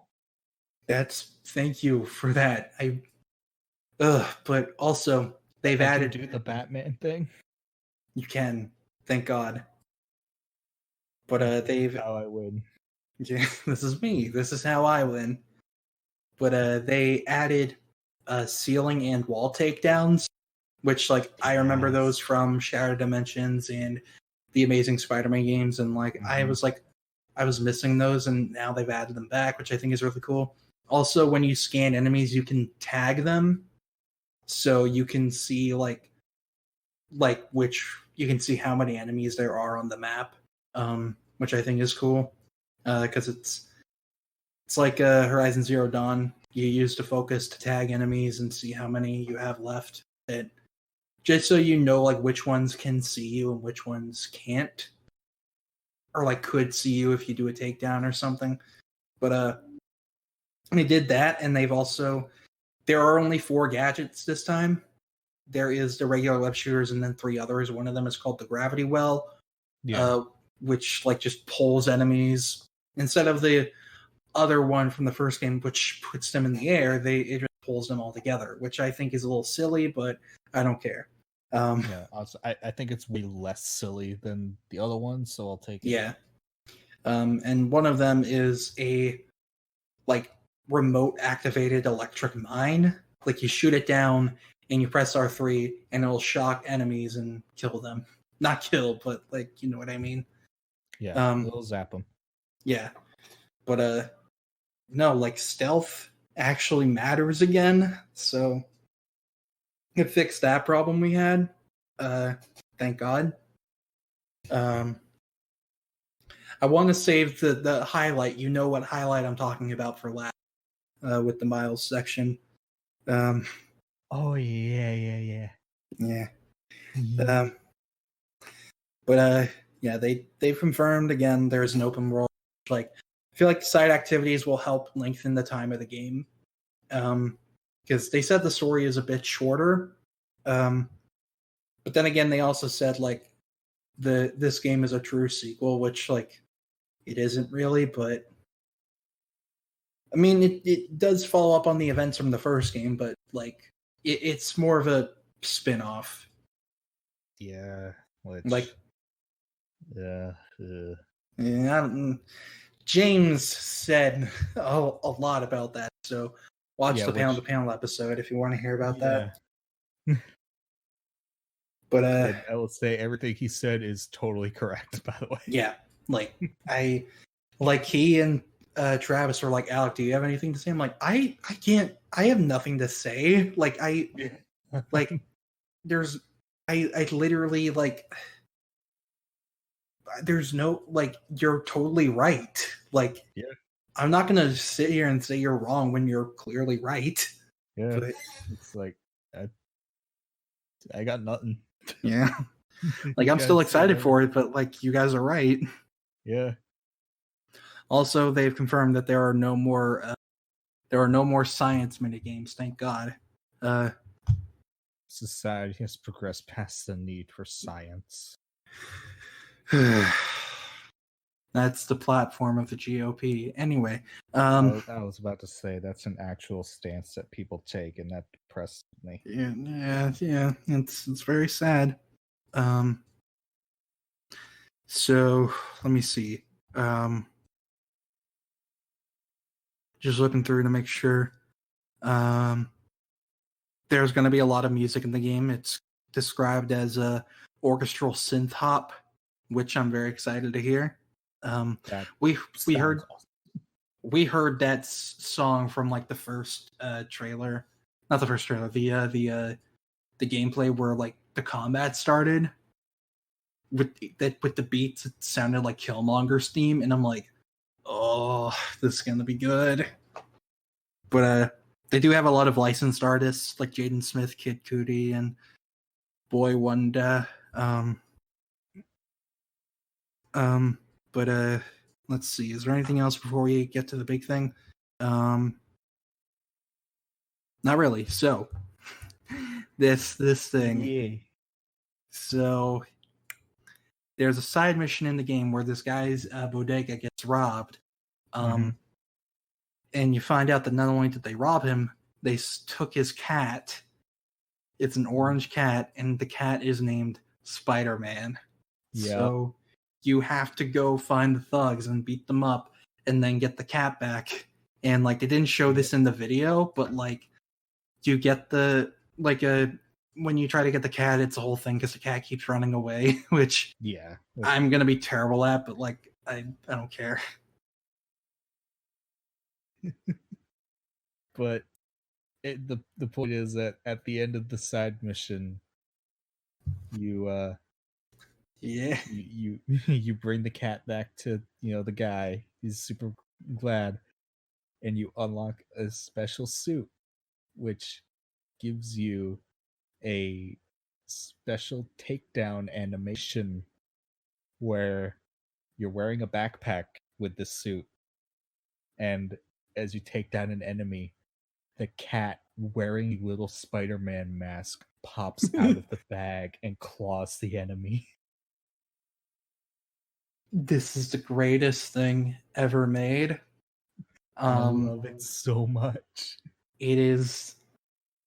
Insomniac may have very well ended my depression for this year with this one thing. Mostly because the cat looks like my cat. My cat back home looks exactly like him. Also, I like the suit because the eyes are very big. They look like Into the Spider-Verse eyes. Yeah, I love that. Like, it's not just the main suit in the game, but with like a hoodie on it. It's like a new suit, but with like a hoodie on it. And you have a cat in the backpack, and the cat is constantly poking his little head out in his paws. Yeah, he is. Also, when you swing back with the cat in the backpack to the bodega, the cat just constantly sticks his head out and looks around. And I love that so much. Oh my god. Also, it shows how fast the PS5 is, because when you leave the building, you're instantly put back in the open world. Yeah, because, in the original game, you sit at a loading screen for like 30 seconds of it, just a random Spider-Man pose with whatever suit you're wearing at the time. In this game, you go through a tube, and that's it. Back to the open world. Go. Yep. All that thing Mark Cerny was talking about back in March with that whole tech presentation of the PS5. It's all coming together now. His ASM Clank made this happen. Wait.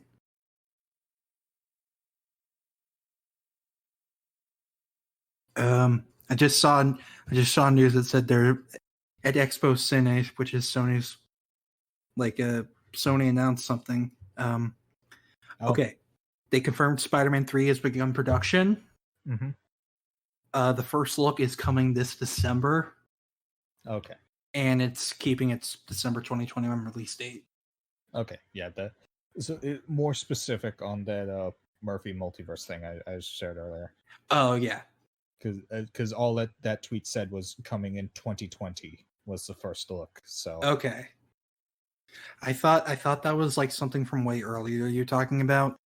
So I was just like, oh, okay. No, I saw just a couple of minutes ago. I saw the tweet saying Sony So many. promises first look at Spider-Man 3 in 2020. So basically, might have to wait 2 months to see, but I just hope we get a title. I want Coming Home or War at Home or Homefront. Home Invasion is fine too. Yeah. Just don't pick Homesick, for the love of God. Please don't do Homesick or Home Sweet Home. Please don't. No. But yeah. What were we talking about again? The Spider Cat? Yeah. Spider Cat. I remember what was his name? Like, do you remember that first like PS5 live stream that we thought was gonna actually show stuff? But it was just the guy who worked on Knack talking about how this thing loads games really fast, but in a very like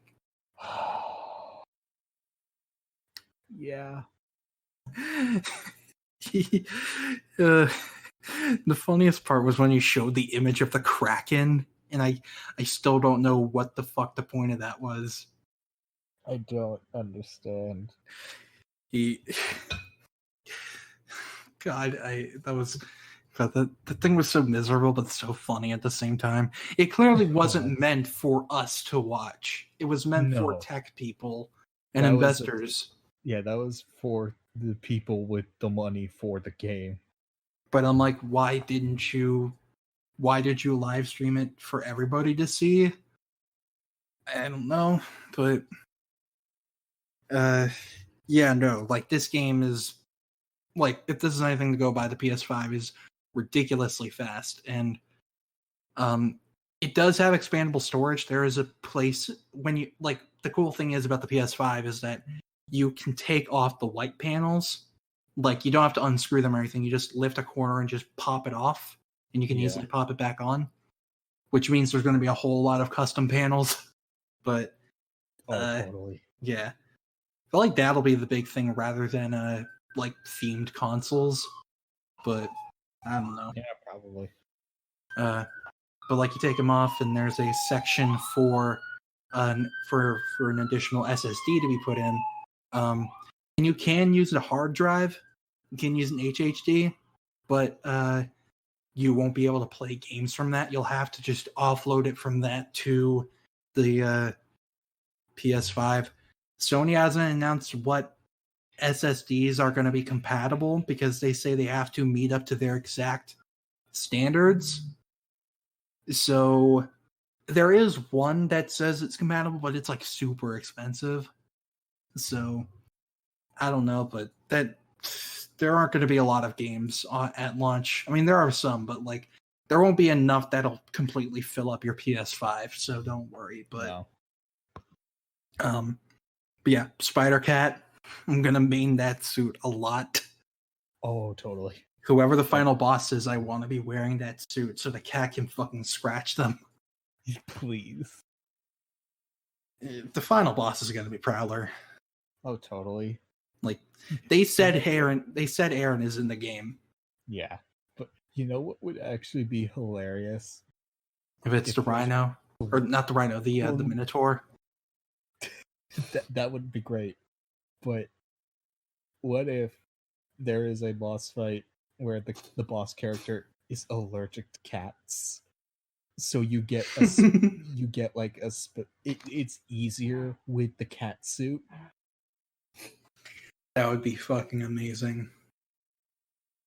Like, I don't know if they would think that deep to do something like that, but if they did, I would love them for it. But all I'm saying is more reason to use the cat suit than what already exists. Exactly.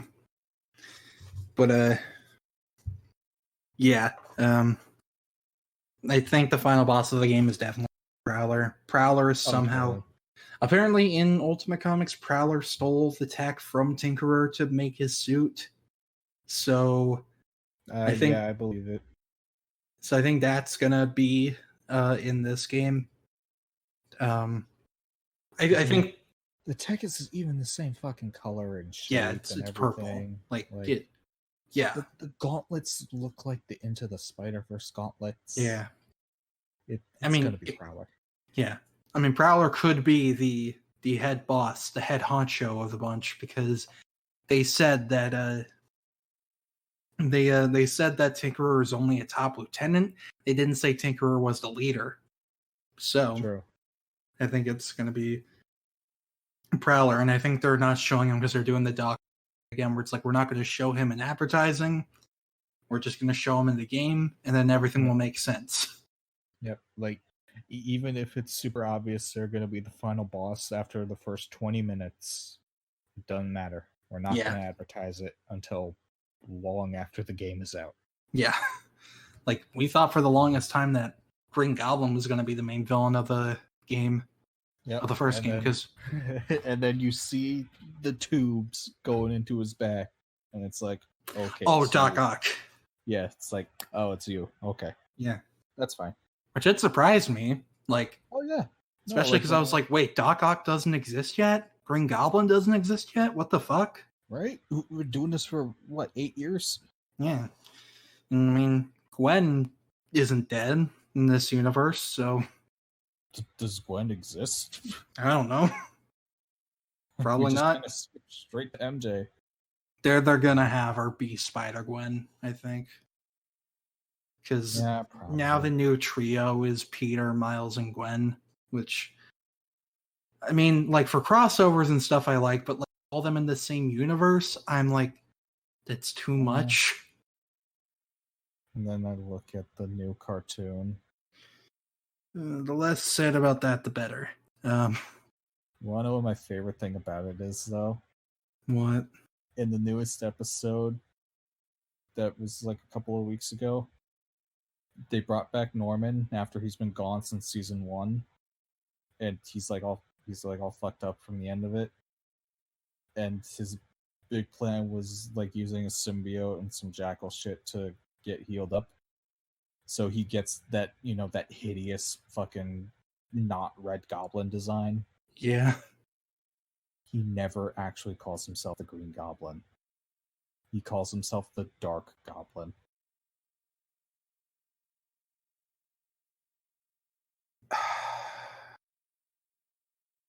It's so bad.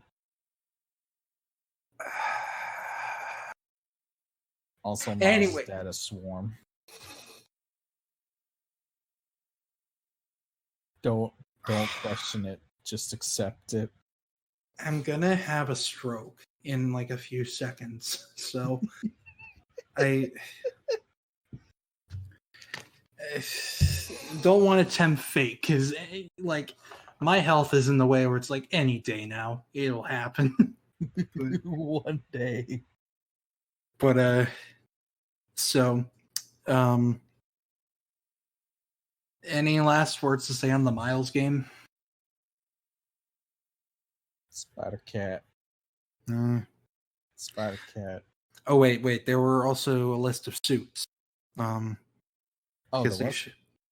well, only 6. There isn't only 6 suits in the game, but these are the suits that they showed to Game Informer. So the beginner suit is the one that we've kind of seen from like little bits and pieces from the Daily Bugle thing, where it's like the hoodie, the jacket, the shorts, the leggings, and the Adidas, because they couldn't afford Nikes anymore. No. But that's the beginner suit. The gift suit is the one that Peter gives to Miles, which is more like pajamas, and it's more blue. It's red and blue, but it's more blue. The iconic suit is the main suit, like that's on the cover and that we've seen. Yeah. The track suit is the white one, which I think looks pretty cool. It reminds me of the Endgame suits. Yeah, I really like it. Yeah. The cat suit is the Spider Cat suit. And the 2020 suit, which they revealed in the new issue, which looks really cool. That was the only good suit from that weird 2020 variant wave thing. It really was. Like it's insane how awful they all were. Which Yeah. I'm sure was supposed to be the point, but they didn't make them good. They have no excuse. Miles has looked good. Yeah, that's the weird thing is all the rest look awful, and then He there's has the Miles who 90. looked fucking cool. He has the 90s S's on the sides of his I don't get shoulders, which I it. love. I don't get you, Marvel. I don't know, but yeah, those are the suits. So I'm very excited to play it. We are less than a month away from it. Am I still here? Can you hear me? Can you hear me? Am I back? Can you hear me? Oh no. Oh boy, everybody hang on. Oh. Can you hear me? Yes. Okay. We're good? Yes. Okay. We gotta... I was just about to leave and come back. Yep. Yeah, we have one more topic to cover, so just hang in there. But we got one more. Yeah. So Miles, very excited for it. Disconnect me again. Oh God. Everybody hang on. We'll figure this out. Can you hear me?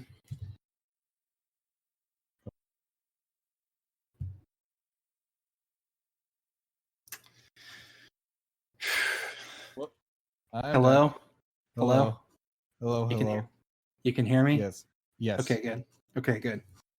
So we are less than a month away from Miles Morales. I'm very excited for it. So just to make sure you can still hear me, right? Yes. Okay. So last topic. Discord does not want us to talk about this. No, it doesn't. So Sin's Rising has ended. Yep.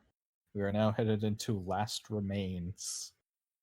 Yeah. So before we get into the big thing, what did you think of Sin's Rising? I thought it was okay. I thought it was fun. It was neat. I liked some of the ideas and stuff. And the final issue I enjoyed mainly because of Green Goblin. And I know why you enjoyed it. Well, I mean, yeah, that too. That's the big thing I love about it. But more specifically, Norman throughout the whole issue is like the best he's ever been. Yeah. In years. Because he's just such a piece of shit the whole time. Who never takes any responsibility for himself. No, he's just an asshole to everybody. Also, we finally got to see him and Peter working together, which I loved. Yeah, no, that was cool. And then, like, when they beat Sin Eater, Peter's like, "Hey, Norman, help!" Oh, yeah, that's like, okay, I should have seen this coming. Yeah, we're back at it again with the white vans. And then Norman creeped on Gwen and referenced Sin's past. It's the fucking weirdest shit ever. He fucking sniffs her. Yeah, like, okay, so what happens is they're like under Ravencroft. There's like this weird like submarine boat thing on like the river. So they all the spider people and Norman get in the submarine boat thingy.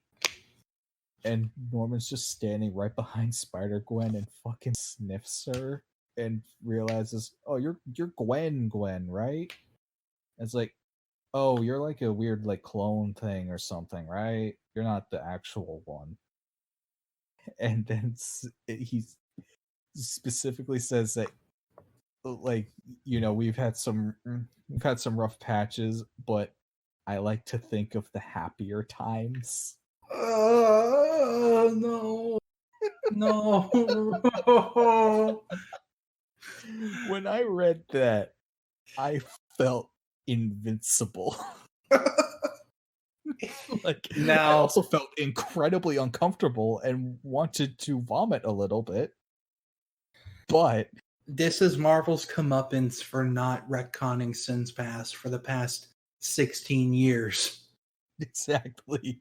They could have done it in a tweet before time. where it's, Marvel was too scared to touch it to make it not canon. And Nick Spencer's like, I will go ahead and lie in bed with it. He's doing what I would do if I were at Marvel. Like, no, I'm gonna talk about it. And I'm gonna make you all feel really uncomfortable. Because it's really uncomfortable. But in hindsight, there's a reason I'm never gonna have a run on Spider-Man, folks. It'd just be every story arc would be another sequel to Sins Past.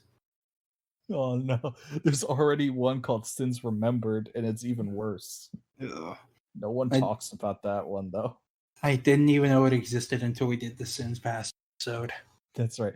Which, you know what this means, though. We gotta talk about Sins Remembered one day. One day we will. One more day at a time. And then we gotta do an episode on that too, don't we? Eventually, yeah. Maybe if Spider-Man 3 is going to be a weird one more day thing. But who knows? But in our last recording of this commentary track, of this episode. Okay, you're getting the other things confused. Yeah, I'm getting the universes confused. Oh, no.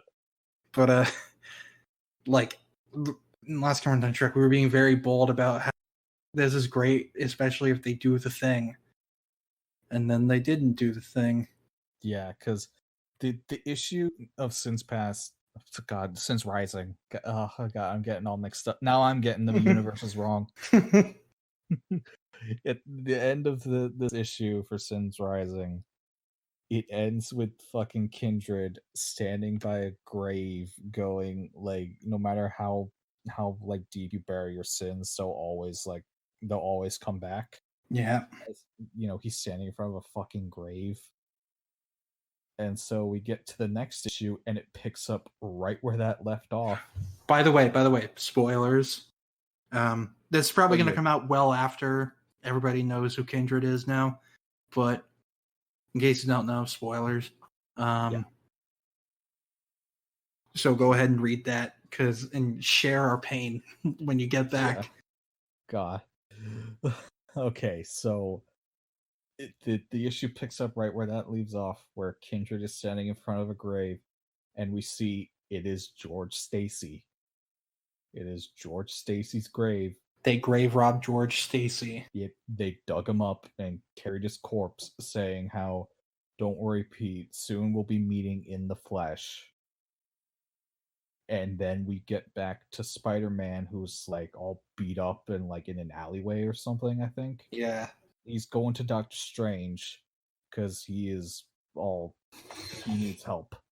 Yeah. Because back on the submarine boat, he left Norman messed up. Oh yeah, we forgot to mention, you know, after the Sins Past comment, Peter fucking threw him out the submarine and left him for Sin Eater.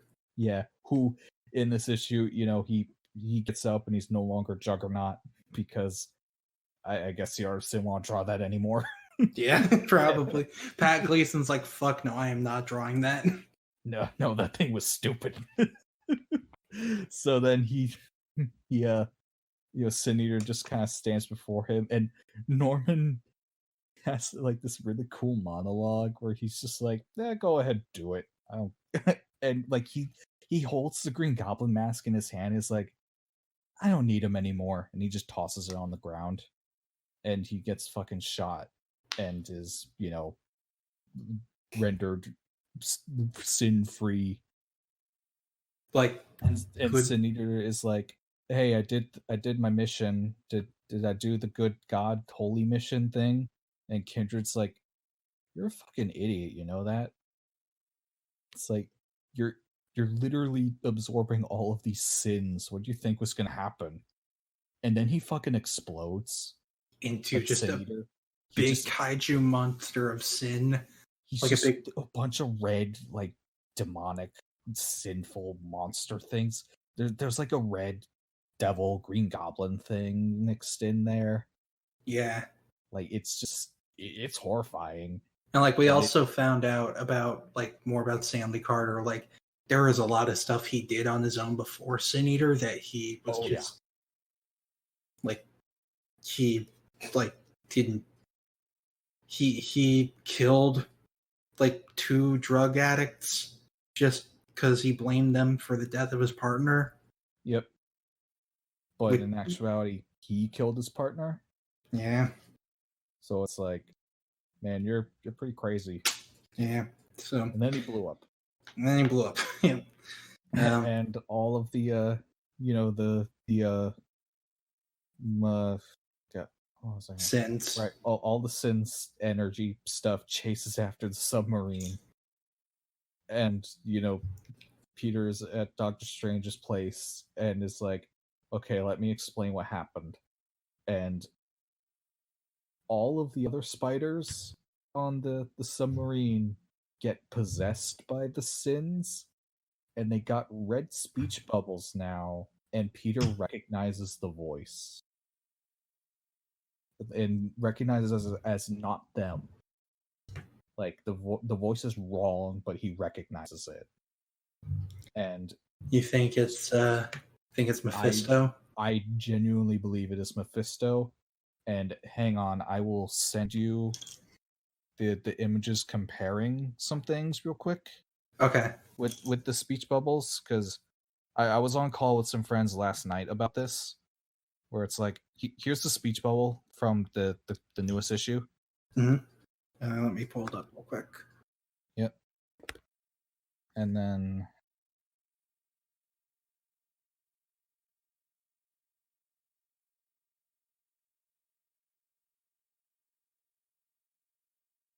hey Pete, long time no see, and that's the Sins possessing Miles talking.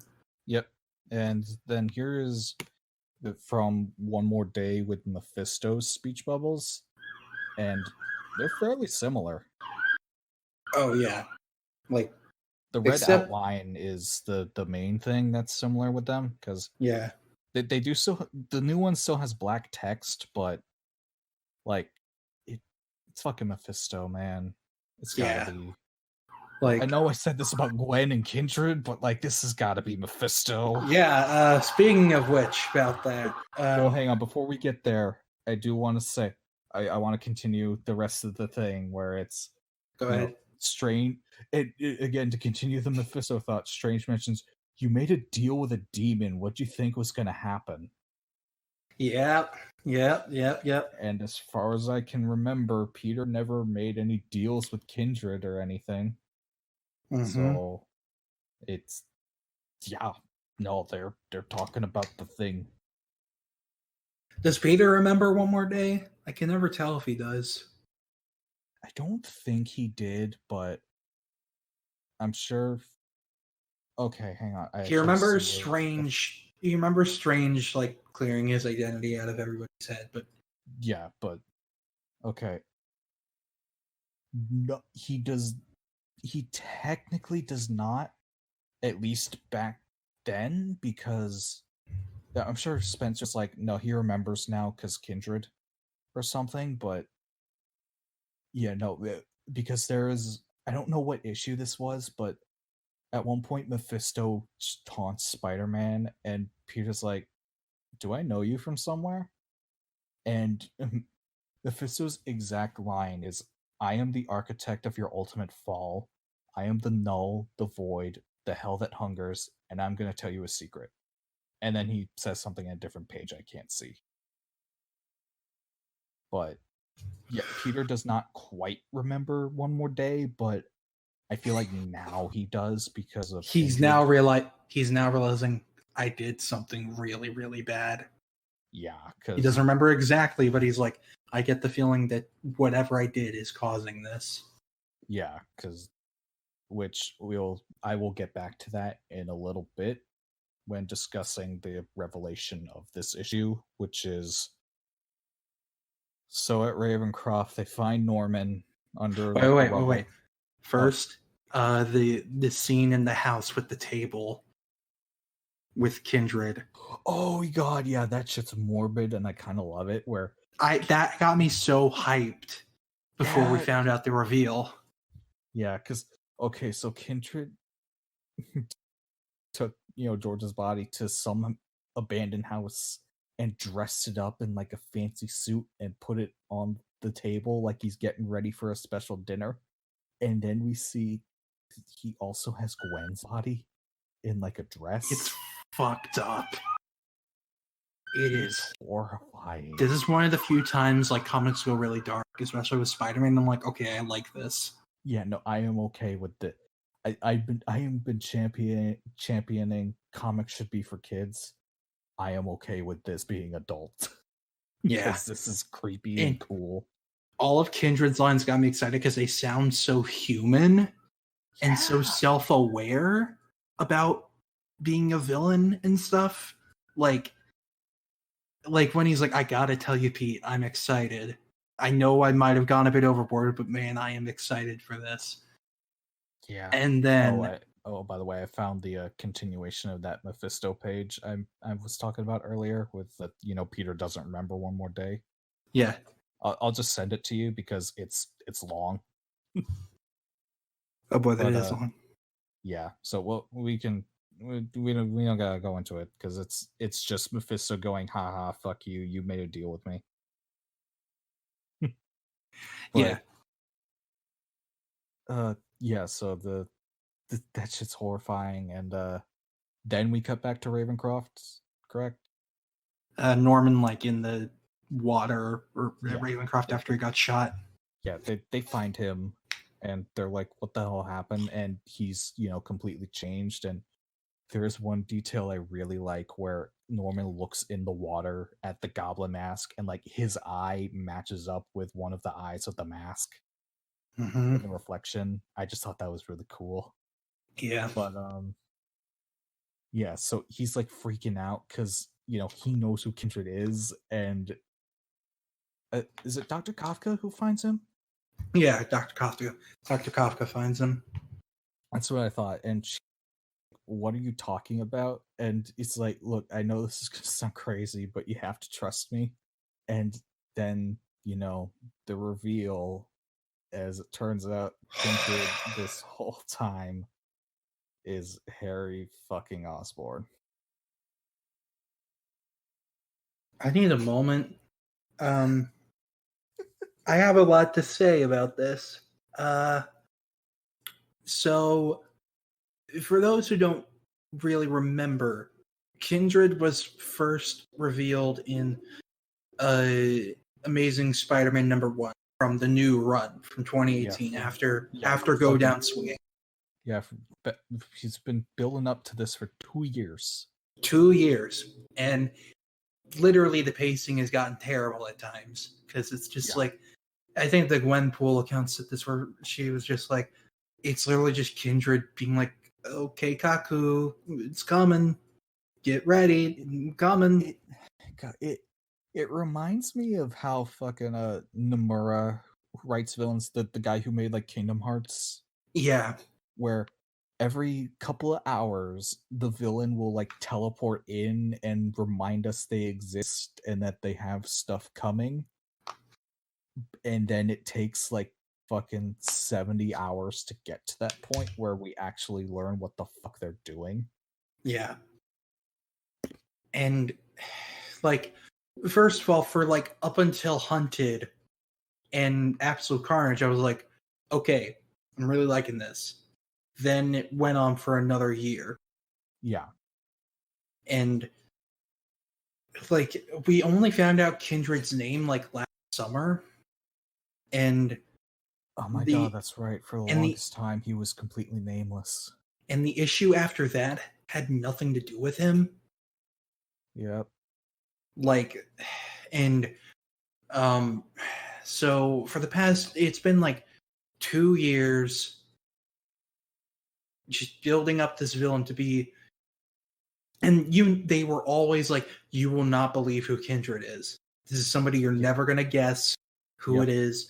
This is this is a completely new villain, and it is somebody from Peter's past, but they're just like, you will never guess who it is. And that's why for the longest time we were like, Gwen, it feels like it could be Gwen, because nobody would think it would be sweet old innocent Gwen, but like looking at the pieces of the puzzle, it would make sense because, like, first of all, the Sins Past references, like, Yeah. those look terrible now in hindsight. Not to me. Well, I know it was Marvel granting you more power, but like in terms of story, they mean nothing now except to just be gross. Like, yes. Like, I will freely admit, as much as I love them, and as in character as it is for Norman to do that, it is completely pointless now. yeah, and just everything with her, like, they constantly talked about how Kindred is related to the sins of Peter and to the sins of Norman, and like from a first glance, everybody was like, "It's Harry." The obvious choice would be Harry. Yeah. But like the reason why we were all like, "No, that wouldn't make any sense whatsoever," is because Harry's alive, and also like I know you can tell, like, you have your own theory for what this is. Yeah, So go that ahead. was. I shared one theory with you, and since then I've kind of built on top of it. So I'll tell the original one first, and then I'll tell my new version, which I much prefer. But okay, so my original theory was that Kindred is the original Harry Osborn from before One More Day brought him back to life. Yeah, And that the one that's been walking around as Harry Osborn is some weird Mephisto clone thing. But that doesn't really make a whole lot of sense anyway, so I've kind of built on my theory more. And so my new version is, so in One More Day, Harry had absolutely nothing to do with the deal whatsoever, but yeah, he because still got brought back to life for no reason. yeah, So my theory is the reason Mephisto brought Harry back to life was to basically act as his insurance policy, where in case Peter and MJ ever start getting back together, Harry becomes Kindred to drive them apart again. that would make sense.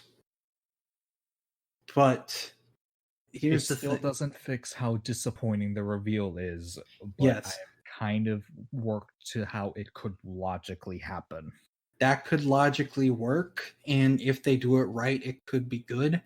But the problem we both have with this is now just another Peter versus Harry dick measuring contest from the late 80s and 90s.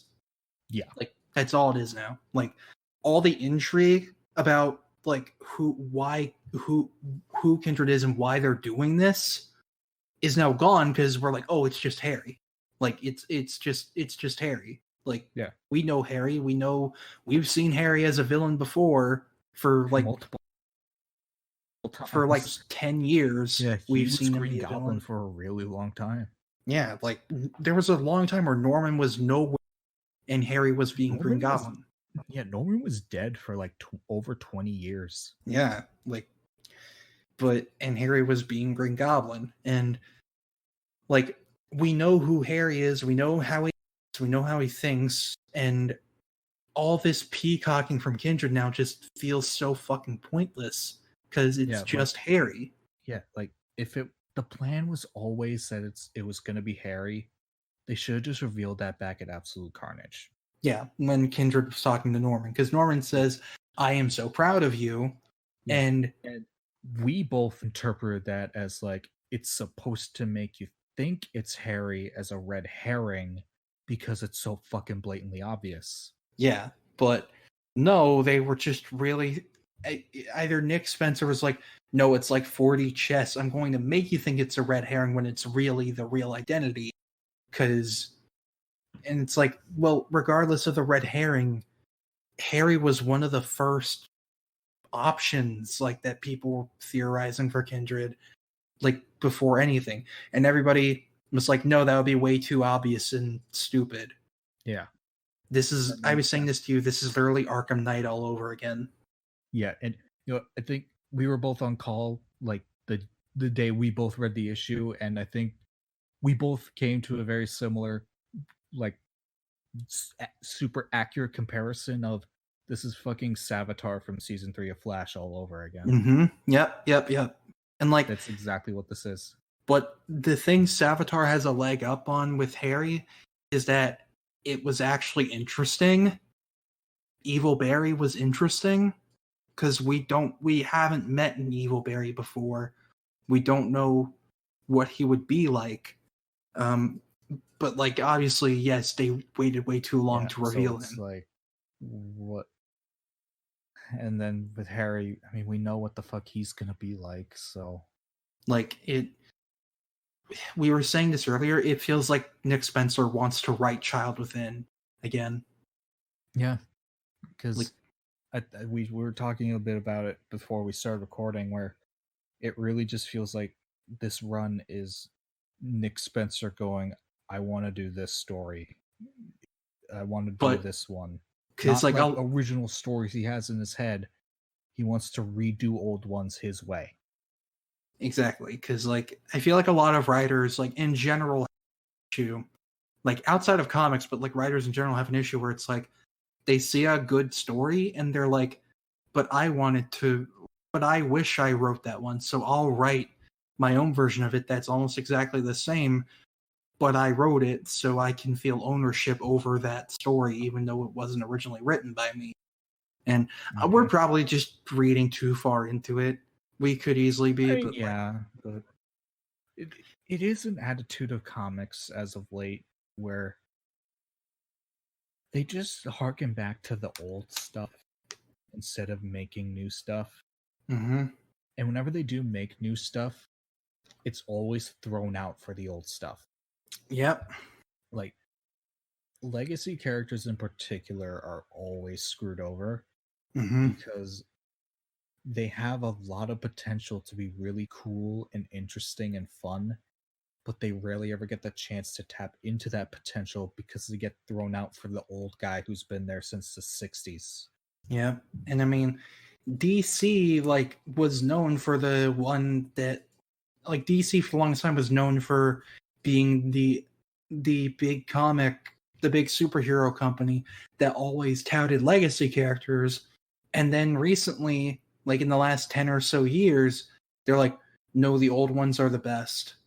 Just fuck I would all legacy. Since like probably like ever since after Infinite Crisis, DC has just been shitting all over its legacy. Because they brought back Barry Allen for no reason. They made Wally West disappear for no reason. They're fucking Cassandra Cain is gone. Stephanie Brown gone. All the basically anyone who wasn't a boy Robin is gone. Fucking let's see who else. Bart was gone and replaced with fucking Bartor, who was stupid and awful, and I hate him. Fucking... Like Marvel clearly wants to try to cash in on the legacy character stuff. Yeah, but they don't. Kamala Khan, Miles Morales, I'm sure Sam Alexander. Yeah, Sam Alexander, Laura Kinney. Like they really do want to tap into that market, but they also don't. They're too scared to take that extra leap. Yeah, like God, my friend Benny, she pointed this out at one point where it feels like there are times where Marvel just doesn't want to make money and DC doesn't know how to make money. Yeah. That definitely sounds about right. Cause like but back to Kindred, like it like, and we're not saying we hate this because it isn't Gwen. No, we like if it was George Stacy, it would have been interesting. If it was Jean DeWolf, it would have been interesting. Like they could have done some cool stuff with it being Jean DeWolf. Like, yeah, especially because she was like she was like low key, really obsessed with Spider-Man. Oh yeah, like, no, she was a full-on stalker. Yeah, like, and we never established that. Like, yeah, and I mean that was a pointless part of the story. Yeah, it really was. And I even made a joke tweet like the day the issue came out where it's, wow, I can't believe this whole time Kindred was the robber that shot Uncle Ben. I actually would have been kind of cool with that. Like, It if would it have was been really weird and made no sense, but it would have been cool. something fresh, something unique, something that would like totally catch Peter off guard and be like, I do not know how to navigate this because he wants revenge for that time he gave him a heart attack. That was the fucking best. Where you told me about this, that the reason that the robber went to the house in the first place is because there's like old bootlegger treasure buried underneath it. Yeah. Like the whole time. So he tried to get there.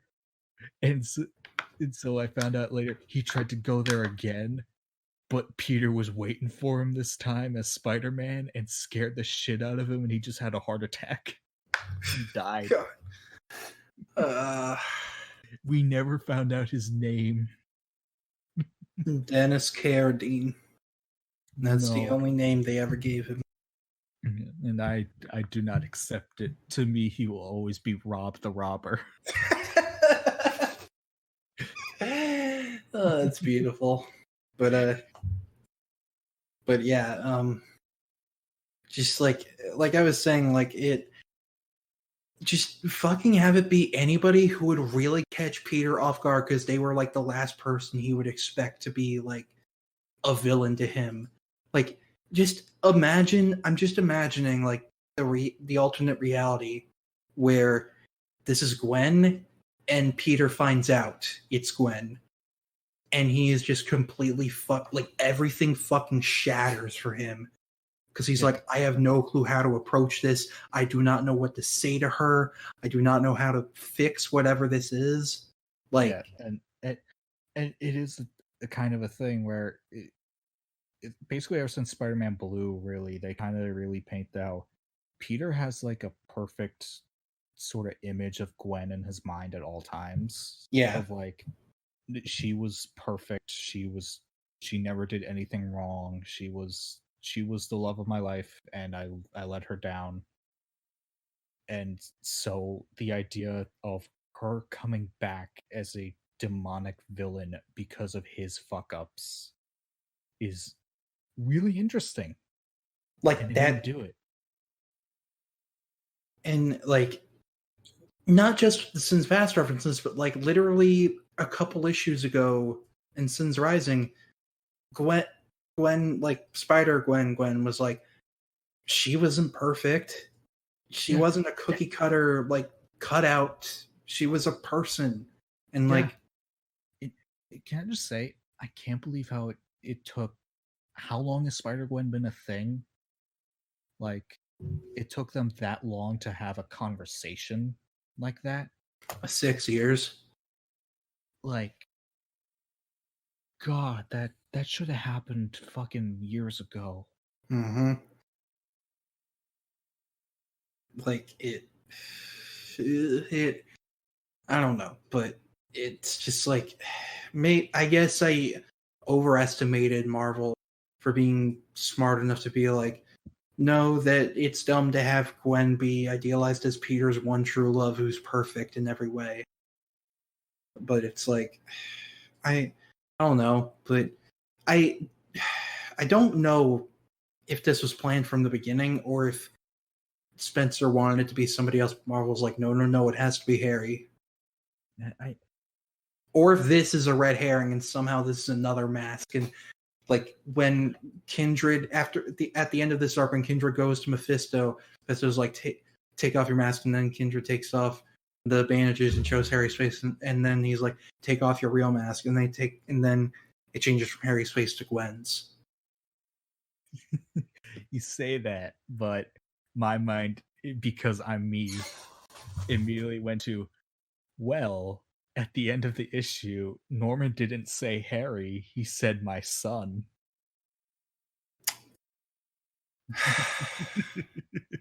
But the only issue is that we see that it's Harry, and yes, they say it's Harry in the back of the book. No, okay, but listen though. Here is my conspiracy theory. Oh boy. What happened was, in the scripting of the issue, Nick Spencer did not specify. He just wrote out "my son," so the artist drew Harry, and Spencer was like, "No, it's the other one. What have you done? You ruined the plan." That would be beautiful. That would be So we had this major swerve of, no, we can't do Gabriel. We have to do Harry now because the artist got the thing wrong. It would be like the Hank Pym situation all over again. Oh no. But like like we were saying, it's so boring that it's Harry. Like that, it's really boring. It's the safest, most boring choice they could have made, and now like everything about Kindred doesn't feel special or unique anymore. Because who was just another villain identity for Harry?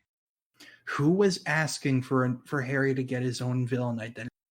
Like genuinely, who was like, no, Harry needs to stand on his own, separate from Norman. Like as if the point of Harry isn't the fact that he rides off his dad's coattails because he wants daddy's approval. Yeah, and like personally, I'm all for him like getting over that, but I don't want him to get over that and be a villain. Mm-hmm. Like, because like Harry's tenure as a villain should have stayed dead when he died in Spectacular Spider-Man 200. Yeah. Like that should have been the end of him, and arguably the end of the Green Goblin in general, as much as I love Green Goblin. Yeah. Because like, as much I love Norman, I never get tired of him, but from a storytelling perspective, we would probably be better off if him and Harry just stayed dead. Yeah. But, money. So, fuck it. Yeah. Dig him up. But, like, the thing is, the villain is who Norman is. Harry is not, at heart, he is not a villain. Like, no. That's the whole point of him getting over being Goblin, is that it's like, this is not who you are. Like, yeah, no, even the Raimi movies knew this. Like, yeah, like, and it's even kind of shown in the movie through like visual storytelling, where when fucking even Rise of Skywalker kind of did this, where when Harry becomes a good guy, he becomes way more competent. Yeah, like. The same thing happened in fucking Rise of Skywalker with Kylo, where after he turned to the light side, he got way better at fighting. He did. Like, he's not a sledgehammer anymore. I'm still very happy that they had Kylo redeem himself, because, or at least try to anyway, because I get why people are like, I wish he stayed a villain, but I'm like, the message of Star Wars is always about redemption. It would feel kind of weird if it's like the last Skywalker stayed evil, because that would have truly been the dark side winning over the Skywalkers. But I don't know. What do I know? This isn't the Star Wars podcast. This is the Spider-Man podcast. But yeah, you make a Star Wars one some other day. But yeah, no, Kindred. Everything with this feels very like, yeah, like, I am hoping that my theory of he's the insurance policy of Mephisto turns out to be true. It doesn't make the reveal any less disappointing, but at least in my opinion, I feel like that could be a pretty cool direction to go in. Yeah, but even then, it's like, it would have been way cooler if they had that insurance policy idea, but it was Gwen, because that would have been. Yeah, I mean, totally, but it at least would explain why the fuck Harry's alive again. Yeah, for no reason. Because, like I said, Harry had literally nothing to do with anything in One More Day. Because he was dead. He was in the grave. Yeah, he had nothing to do with anything regarding the deal. Not even the bit that MJ whispered about, where it's if Peter goes through with this, you cannot mess with him again, basically. Yeah. Which he agrees to and then immediately ignores because, again, I showed you that page where he is directly taunting him over Yeah. One More Day. So it's like, didn't even fucking matter. Nope. But yeah, it's just like I don't know why it had to be Harry. Like, just looking at this from every angle I could think of, it's like there's no reason why this had to be Harry and that it couldn't be anybody else who was actually dead. Like, Yeah. because I get it. Like, you, in their mindset, would be like they wouldn't suspect someone who was alive, but like, this person has been alive for the past, in our time, like 12 years, and Yeah, all they've done is see just when One More Day happened. 2007. Apparently, there's a One More Day song by Diamond Rio. Who? I don't know. We'll look them up. What? When did this come out? 2001. Okay. I took it from the song. Apparently. Okay, yeah, it came out 2007. So yeah, Harry's been alive for well over a decade. And like it like, and he has done like nothing very like evil-ish. Like it's just weird that it feels out of place if it's like all this time he was a sleeper agent or something. Also, if it was like he's being mind controlled by Kindred, it like takes out all the punch of all of Kindred's inner monologues. Like, Oh, totally. I agree.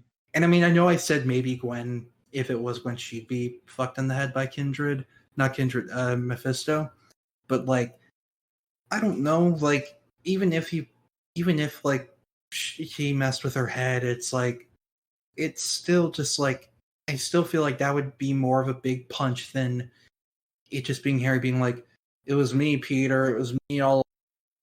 It's like the fucking Vince McMahon video where he reveals he was the higher power. If y'all don't know, this is like they had this storyline where the Undertaker was like serving this thing called the higher power, and we were like, "Oh, who is it? Who is it going to be? We have no clue who it like, is." a bunch of other wrestlers join in on that cult too. Yeah, like, and I don't even remember which ones. I think The Rock was in there. Yeah, something like that. And it's like, oh, Vince and Steve Austin were teaming up for the first time to take out the higher power. And Vince is actually like a good guy for a second. And then, like, after all this guessing, it turns out it was just Vince. Yeah. Because he's like, I needed to teach Stone Cold Steve Austin a lesson. What lesson? A lesson. And that's it. Yeah. When you look back, what happened in reality was they had no fucking idea what the higher power was going to be. Yeah. That's basically most of WWE stories. Yeah. Nowadays, if they don't know who it is, they just make it Hornswoggle, the little the very offensive leprechaun. Yeah. Because they're like, haha, he's not tall.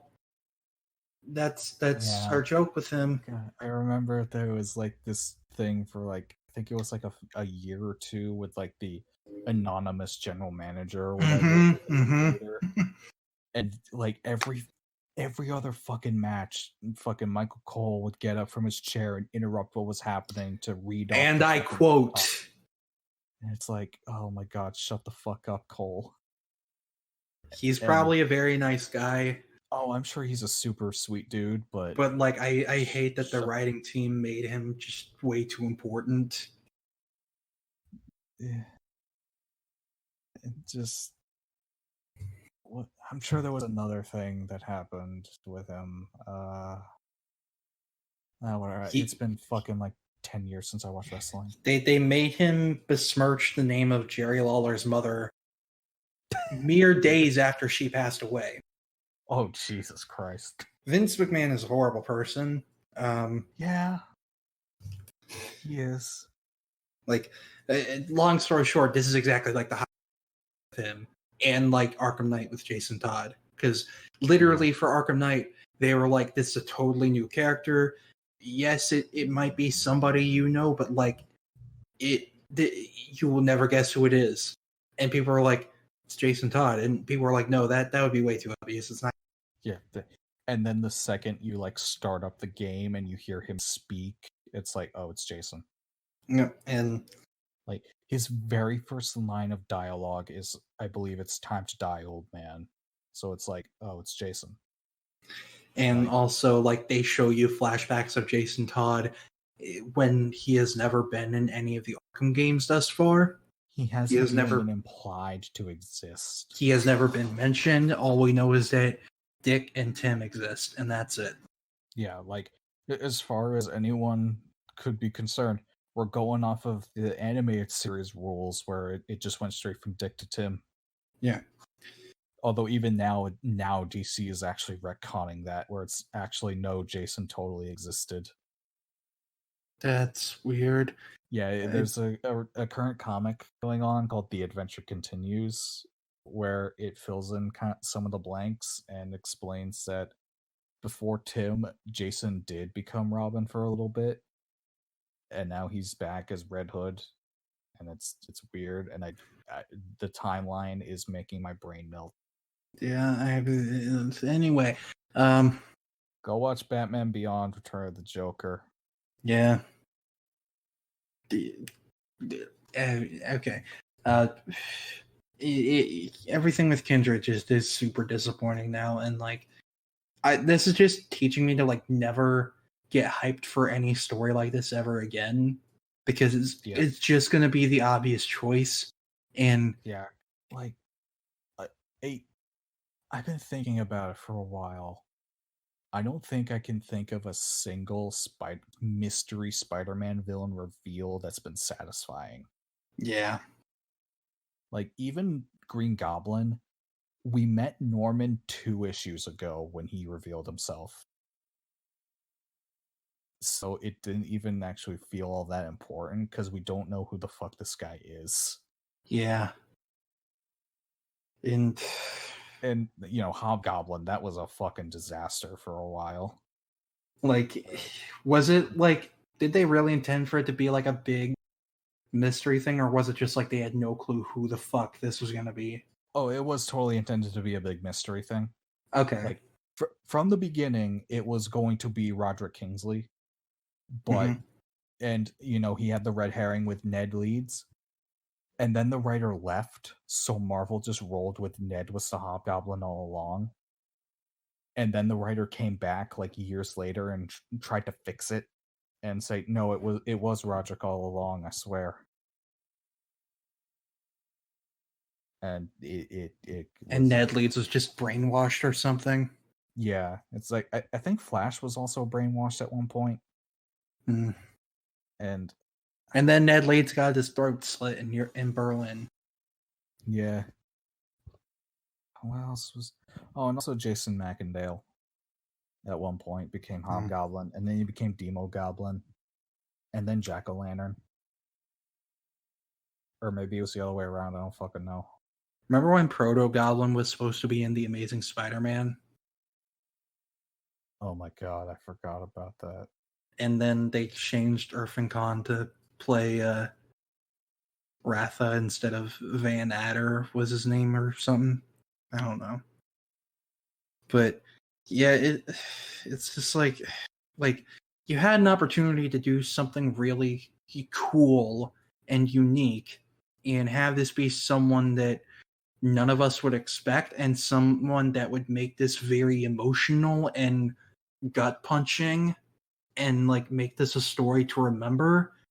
And now it's literally just another Peter versus Harry story, which we've had. If you want to simplify it, even like back in the 60s and 70s, like just of them having like a rivalry as like just people outside of superhero stuff. Like, this stuff has been around since like almost day one, like day 5 or something. Whenever Peter got into college, like yeah, the second Peter and Harry met, they hated each other. yeah. So it's like this has been going on since the fucking 60s. So it's like now that it's just that again, it does not feel special anymore. Like No. Kindred is built up to be this big special thing, and now it's just Harry. Like that's all he is now. Like, and sure, it could be a red herring. Maybe it's really someone else. Maybe at the end of the day, it'll still make sense, but it's just disappointing that out of all the people it could have been, they chose the most obvious person for it to be. Yeah. And again, though, if it turns out it's the other son, I will ascend. Like I will be floating from my seat. Just imagine you like Chris Angel, just breathing in very deeply as if you're flexing a muscle, and then just somehow floating above the Luxor Hotel with the light shining up on you. I loved Chris Angel when I was a kid. I don't think I've ever actually watched any of his stuff. I loved everything about it because like it was like edgy magic stuff, and I really liked it. Like he saw himself in half, and it would be like really grotesque, and he'd impale himself on a fence. Oh, And like obviously it isn't real, but like it just he's still a fucking person. But like I that stuff was always cool to me because I'm like, how did they do that? Like, but yeah, it. I just imagine you just doing the levitation stuff as Chris Angel.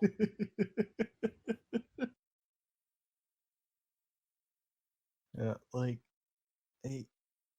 all I know is no fucking reveal will ever be as bad as at the end of Superior Spider-Man with the Goblin King stuff, with that Green Goblin, where they kind of, but not really, hide the fact it's Norman throughout the whole thing. It's weird, but and then at the very end, it's revealed it is Norman with plastic surgery and a stupid mustache. It's just. As it turns out, he's been like a background character this whole time.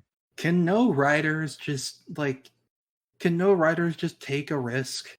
Like, just be like, maybe it'll be kind of weird if this person is somebody new or somebody like very unexpected who we haven't seen in a long time. But like, can we just stop reusing the same like 2 or 5 people to be whoever the mystery villain is? Like, You know who literally with the mask. Back? What? Jude Traveler. Bite your fucking tongue. I'm still scarred. Didn't you love the reveal that it turns out he's not actually magical or a god or anything? He's just a mutant with weird illusion powers. I'm still scarred from that first arc of Clone Saga, and I never want to talk about it ever again. Speaking of which, March of the Clones coming up eventually. In like, what, 5 months? Yeah, March of the Clones 2. God, this year has been just one long month. I didn't even think about it till I just said it, that the first March of the Clones was this year. Yeah. I was in school then. Anyway, any last thoughts on Kindred? It's nothing can salvage how disappointing the reveal is, but I am pulling for my, theory of the insurance policy to ensure that one more day happens forever. Yeah. Because, for one, just fucking undo one more day. Like, It's what every fucking fan wants, and you know you it. don't have to. Like, if you really are afraid of it, you don't have to have Peter and MJ with the fucking rings on. But like, if for whatever reason the mere concept of Peter and MJ wearing a fucking piece of metal on their fingers and saying "I love you" to each other is so horrifying, I don't care. Just undo the deal with fucking Satan. yeah, all I can say is Delete it. yeah. All I can say is I am now just way less, like, my interest in this run for the past 2 years, just everything doesn't feel like it was worth it. Like, all the mystery, all the intrigue. And yeah, we had some good stories. Like, the first arc was pretty fun. Yeah. Hunted was good. I liked it. I thought it was a good sequel to Kraven's Last Hunt. Yeah. But nothing's been at that level since. And Yeah, I feel like the only thing that's been anywhere near there for me was the Absolute Carnage tie-ins. yeah, And half of the reason is because I was into the Kindred stuff, and the other half is I was into the Peter versus Norman Carnage thing. yeah, Because and I do still love the fact that the final panel page is a homage to Venom's first cover, with or it might not have been his first one, I don't remember, but the one where like it's Venom like standing over Peter, like defeated with like blood on his hand. yeah. Like I thought that was really cool, and I want that again. Yeah.